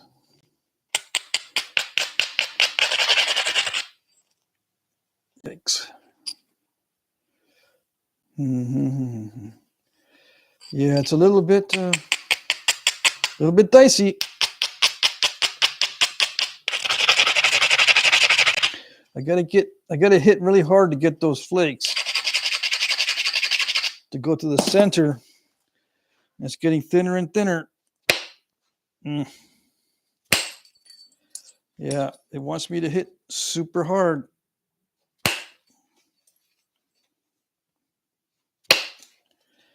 Okay. I see where it's going. Can I get the step fracture by cheating? No. I can sometimes hit right on the step fracture. I was not able to replace the flake on that one because the flake was not complete. Let's see if this does it. Whoa, almost. It took a detour. I don't like it when it does that. All right, so this is the step fracture culprit. Where is it? Right here. That's the culprit I'm going after. I hit on the opposite side. See that? Instead of the flake going where I wanted it to in this direction, it went that way. I don't know why it does that. Sometimes it has a mind of its own, right? It makes for a good levallois point. Okay, but it missed the step fracture. It went far enough, but it didn't fan out in this direction. And it should have, because there's a ridge right here that's perfect. Yeah, it was perfect to run up into that step fracture to hit it from the back side, but it didn't do it. It could be a tough spot within the material. Yeah, or it's just unlucky. Let's see if I can pick it. Yeah, it picked. You should have done that before. Should have done the picking already. I didn't think of it, okay? Let's try to pick the other one. I got one on the other side too. Right there, somewhere. Okay, so I've got to make it more narrow. If I want to get it thinner than that, I've got to make it more narrow. Because there's that last one I took didn't go past halfway. So that's the danger sign. And I still have that land bridge right there in the middle. I needed to get more narrow to get a strike coming in from somewhere to get rid of that land bridge. So yeah, we got like 20 minutes left in the live stream. I can try to thin it down a little bit more. Let's see. It's important to make sure I've got thin ends before I start striking more in the middle. Okay. I just struck a lot in the middle. So now I got to thin the ends down a little bit more. It's just a safety precaution. Okay. It will work many times to leave it all the same thickness, but it's less risky if you thin the ends thinner than the middle. Okay. And make sure you keep it that way.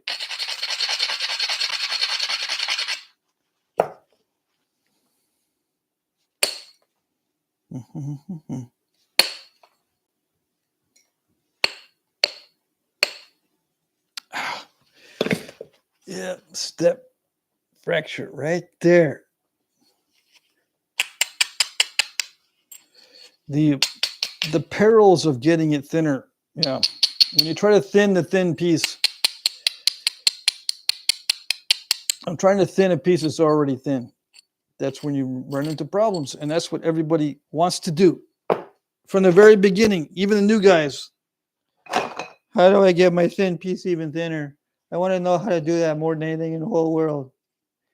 More than I want anything in the whole world is how to get thin from a thin piece. Join the club. That's what everybody wants.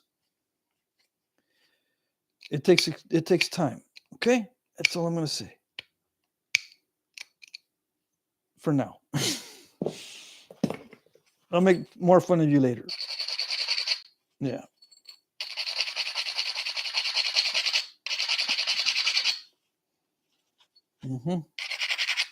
It gets really annoying when they ask, I not only want to get a thin piece from a thin piece, I want to know how they used to do it back in the day. Exactly. Yeah. Because I want the connection to the old guys. You don't need to do it exactly like they did to have the connection with the old guys. Okay? All right? You got to get over that. You don't need to know exactly how they did it to have a connection with your ancestors. You don't say the same thing about making baskets or something. I want to know how my ancestors made these baskets exactly, or I can't have a connection with them. I don't like it. Or the pottery. I got to do the pottery exactly the same way. Or I've got to do the moccasins exactly the same way. I don't feel a connection. See how silly that is? I don't know what it is. It's just napping is different, right? Some people they get all weird when it comes to napping.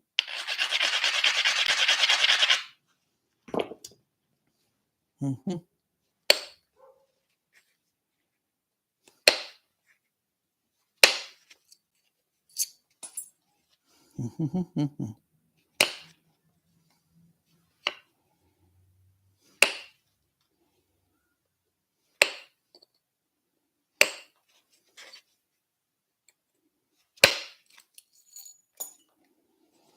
All right, that worked.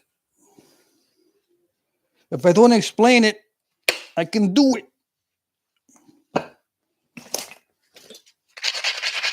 If I don't show it, I can do it. And for you guys that say, if you don't show it, I won't be able to do it. Yeah. Even if I do show it exactly, and if it does do it, you won't know if it's luck or if it's skill. And when you are doing it, you won't know if it's luck or if it's skill. So don't worry about it.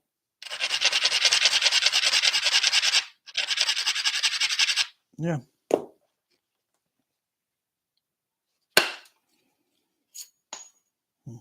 I just want to be able to finish this without breaking it.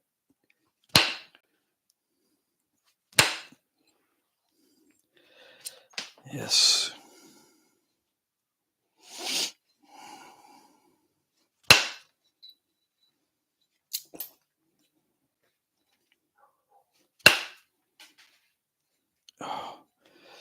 See that? It almost did it.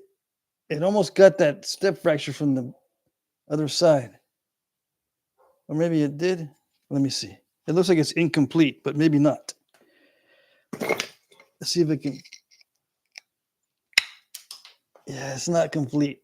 But maybe I can still push on it. No. Yeah, there it goes. But look how it dived in. It was a booger. Instead of knocking off the step fracture, you know, it came in from that side. Instead of knocking off the step fracture, it chose to dive in like a little booger head. Yeah, instead of knocking off the step fracture. It was a little booger head. It was a goober or a raisinette. Yeah. I don't know what to do about those.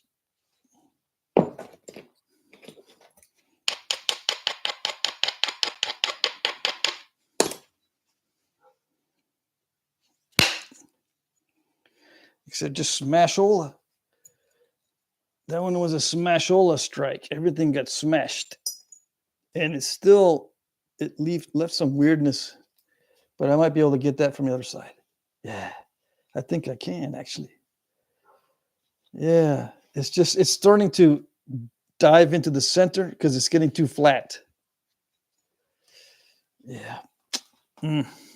That's the other thing about getting it thin. It gets too flat. Okay. Another blasting flake. See how it blasted the ending? But it worked. Yes. All right. I like it. I'm liking it more and more as we go. I'm not liking the effort that I need to do because every strike is like, don't break it. I like the result. Yeah.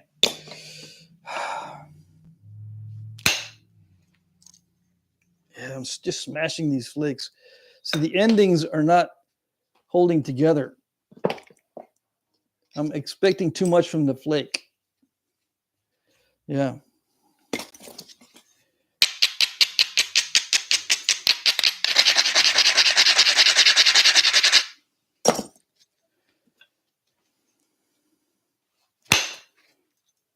All right.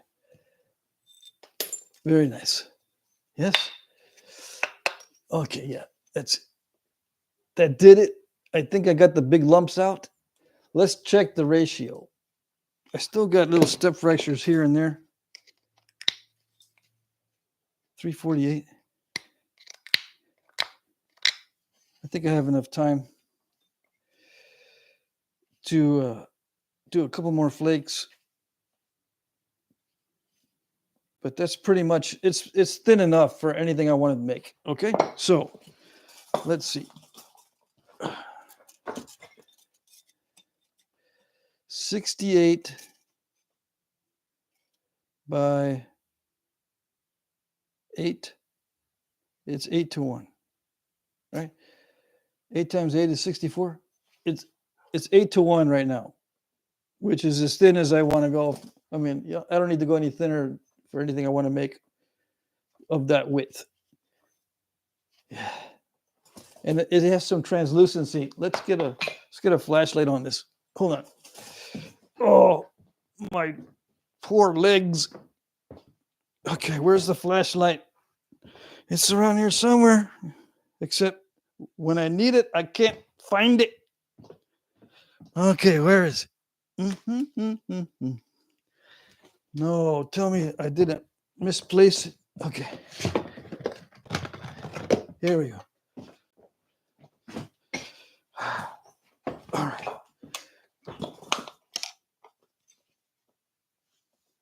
Is it translucent? It's not as translucent as I thought it would be. It's a little bit less translucent than usual, right? Or it's just maybe it's just a lighting. Okay, let's show it.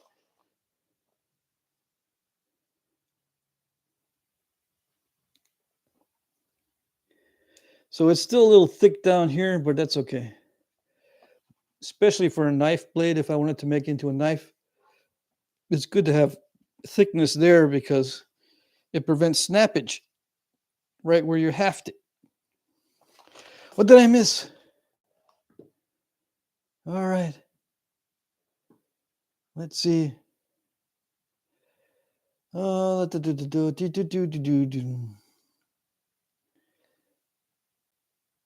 Let's see. Okay, Stephen Parnell. It's great stuff. Yeah. Okay, Zapador. It's a shame not to have you closer. Yep, I read that one. Aaron Wilson says, unfortunately, I have to go back to work. Have a wonderful afternoon. Okay. Thanks for joining us. Hope everything goes good at work. Tukas Milker Matheson. Well, how do you tell psycho from funny? Psycho usually goes into the sexual perversion stuff. Yeah. Or overly psychologically analytical. Yeah. Like when they start calling you stuff that only a psychologist or psychiatrist would call you. Yeah. Let's see. Love the sound the flakes make. Yeah, it is. It does grow on you. Mike Mason says, I get no respect, I tell you. Ask for Corn says, at least you can avoid paying taxes for some amount of time. I wouldn't recommend the practice, but it is possible at least, albeit temporarily. Yeah, you can delay that and ask for extensions and all that kind of good stuff. Lost Pony, land bridge taming in 20 minutes or less. Yeah, did I tame that land bridge? I did. Yeah, I don't see the land bridge anymore. I did tame it. I didn't even see that. Yeah, during all that smashing, when I was hitting flakes in from the sides right here on both sides, I just smashed through the middle part and I didn't even notice. I did take out that land bridge. Yeah. I can thin it more and maybe get better than 8-1 if I make it more narrow. I still have a lumpy spot here. See that? The top right there? I can remove more flakes and it'll make this look a little better as far as nice and smooth. I can get that step fracture from this side. See, the step fracture was caused from a flake. This way, I can come in from this side and shoot in. I still have thickness there to do that with. See that? It's still a little bit thicker on this side. Let's see. Scott Lauer says AFC, an overshot is an overpayment. Jesse says, Scott, good way to put it. Brennan says, hey, Brennan's here. Afternoon, friendos. Lost Pony says, you need too many great strikes in a row without a mistake. That's hard. Yeah, that's way hard. Yes, yes. Because it's luck. Yeah, it's hard to predict luck. That's what makes it hard. You just can't predict it. I can do that, says Ferdo Joe. Tukas Milker McMatheson. I get all weird when it comes to napping. Yeah. We've all been there. Ralph says, oh, hey, Brennan's in the house. Yes, yes. Ferdo Joe says, I made 2 points out of 1 yesterday. Yeah. Keep doing it until you only end up with 1. Dawn Reed's here. Hey, made it. Okay, what did I miss? You missed the beginning stages of this. Yeah, it was a curved big spall. Making 2 points out of 1 is my specialty, says Brennan. Yeah. Mike Mason says, I'm not entirely sure that the desire to do it the old ways doesn't have something to do with somebody failing at doing it the new way. I'm not entirely sure that the desire to do it the old way doesn't have something to do. Yeah, it does have something to do with it. You end up messing up yourself if you try to do it the way they used to do, or what you think needs to be done to do it the old way. It could mess up your napping. Yeah. If that's what you meant, yes, I agree. Brennan says, Flake Blaster, you need a flake blaster sound effect. Yeah, that would be cool. Maybe on an over, like during my what do they call it? Not talkovers, narrating over voiceover. On my voiceovers, I might add some sound effects. Clever. I might be able to do that. I'm glad you mentioned it and gave me my idea. Yeah. Mm-hmm. Let's see. Lost Pony says that's getting pretty thin. Yeah. What did I say? 8-1. Yeah. I do need to take off a couple more flakes to make it look a little better right in that area. I'll catch up with the chat and then I'll try one. That's a wide puppy. Going to be awesome auction piece, says Jesse. Yes, yes. That was a beauty. It's going to cause a battle on Monday. Yeah, unless I break it. It's great material. Yeah, I do like this material. It's one of my favorites. I mentioned before that if I had any material and I can only nap one material, my absolute favorite is the black butter obsidian. But if I had a low grade material only to choose from, or a mid-grade to low-grade material, I would choose the Coastal Plains, because this is mid-grade to lower grade in a raw state. When you heat treat it, it gets up into the upper grades. Okay. So, but the upper grade Coastal Plains heat treats, I don't know why I don't prefer them over the other heat treats. I tend to put all the high grade heat treats in the same bag, so I could live with any one of those. Maybe for Patrick's keeper case. No, I don't make stuff for my keeper case because I don't have one. Go thinner, it will let the light through. Yeah, Don Reed says if I go thinner, the light will go through. Yeah, it's easier with smaller points. Yep. The thickness is just right. It's a wonderful product. Whatever your name is written in Japanese, right?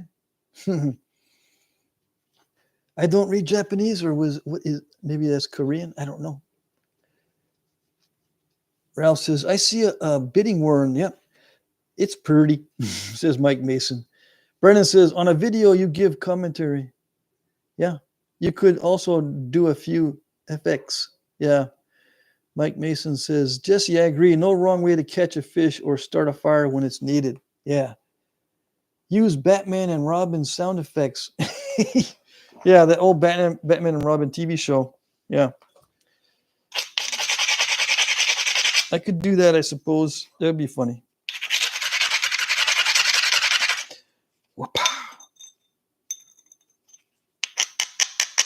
I don't know. I'm afraid to hit it now. Yeah. It's too much of a chance of messing it up. I'm going to trim it a little bit. I'm not going to hit it really, really hard. Yeah.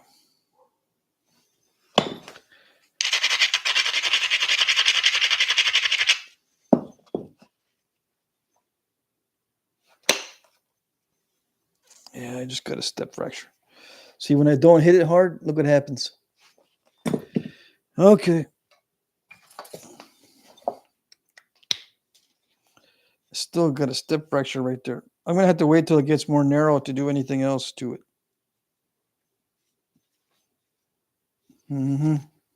As far as thinning flakes, I can trim the edges and get rid of the lumps along the edges. Where's my file?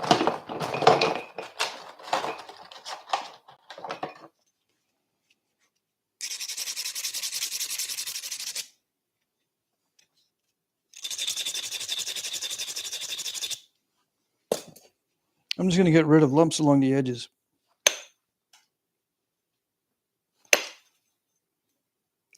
Yeah, without step fracturing, come on now. It doesn't want to do it.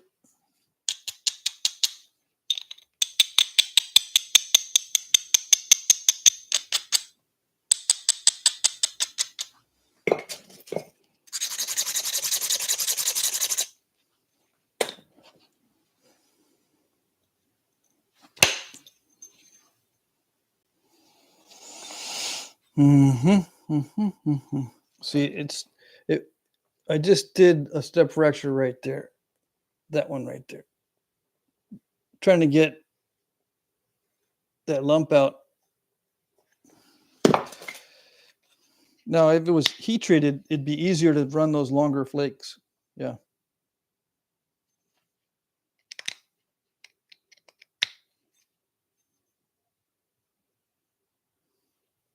I'm going to have to finish this some other time.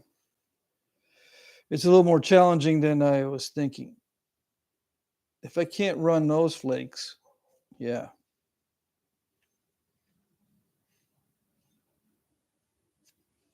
And I got a bite on it earlier. Remember that one? That's because it was too thin along the edges. That could happen again if I hit really, really hard, which I do need to on some of these lumps. So I might wait.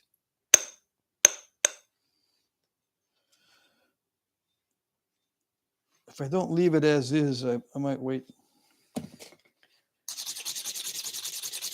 What time is it? Oh, it's already 4. Dang it. All right, so that solves that problem. I was going to try to clean up this area.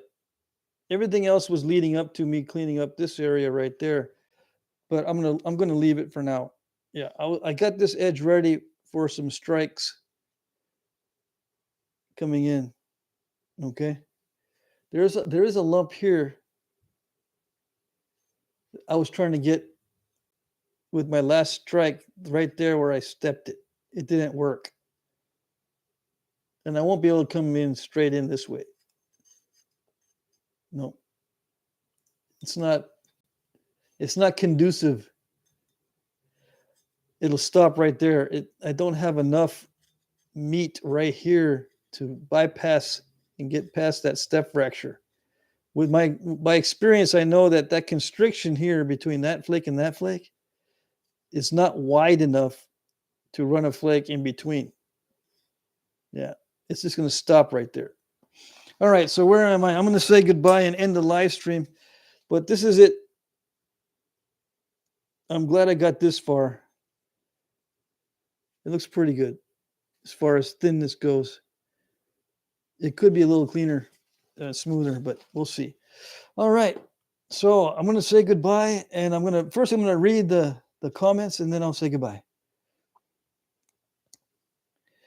Yeah, bid early and often, says Don Reed. Yes, that's true. Ask for Corn says, don't go thinner, be safer. Forget the light, hide it under a bushel. Mike says, yeah. Brendan says, don't ask me how I happened on them, but that Asian-looking name is a Flintknapper with his own channel. I'm subscribed. Luckily, my algorithm introduced me. Oh, dang, I need to go subscribe too. Let's see, where are you? Okay, I'll look on it later. Can I copy and paste? I can't copy and paste. Anyway, I'll subscribe after the live stream. Jesse says, let's get Pat a little slush machine with buttons or some sound machine. Yeah, sound machine with buttons he can push on live streams. Yeah, there you go.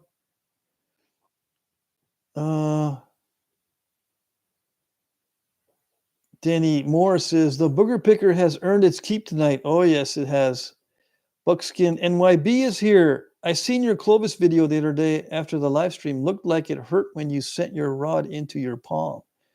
That does happen, yes. Sometimes it does hurt. Yep.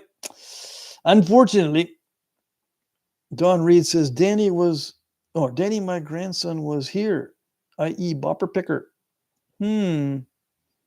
Booger picker. I thought I said bopper. Booger picker. Don Reed, your son is named Booger Picker, but his nickname or whatever. Buckskin, what part of New York are you in? Buckskin says, I'm from North Dakota. Dawn, Adirondacks here. So Frodo Joe is from New York. Yeah. Dawn says, I'm in Rochester. I got married in Inlet. I see. I know where Rochester is. Steven says, enjoyed this live stream. I'll be watching for more. Picked up some indirect tools, but still haven't figured it out. This was motivating. Thanks. Oh, you're welcome, Steve. Glad you liked it. I'm glad you are going to be exploring the indirect percussion more. Mike says, take care of everyone you see. Later, Patrick. Thanks for the live stream. You're welcome. It was good. It was a fun one. It went by really fast, too. Ferdo Joe, north of me, ever go to Letchworth Knap-in? Yeah, Dawn, did you ever go to Letchworth? Lost Pony says, thanks, Jack. I learned a bunch. Oh, you're welcome. Let's see. Sal says, see y'all laters. Alan Cole says, beautiful, Patrick. Keep an eye out for the mailman. Okay, I sure will. Bobby says, nice. Ferdo Joe says, I'll be at Letchworth Knap-in in August. Every year, table number 2, says Dawn Reed. Okay. Ferdo Joe says, okay, I talked to you. Okay, so you guys know each other and you didn't even know it. Talk to you later, Patrick, says Bobby. Bill Taylor, hey guys, I missed it again. Oh, dang.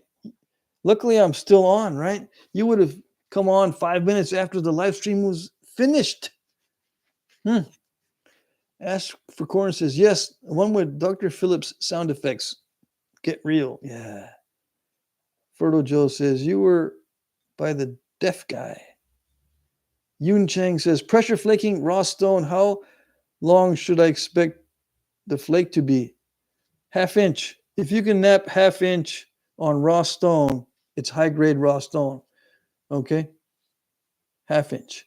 You should expect half inch on raw stone. All right, let me check that. Yeah.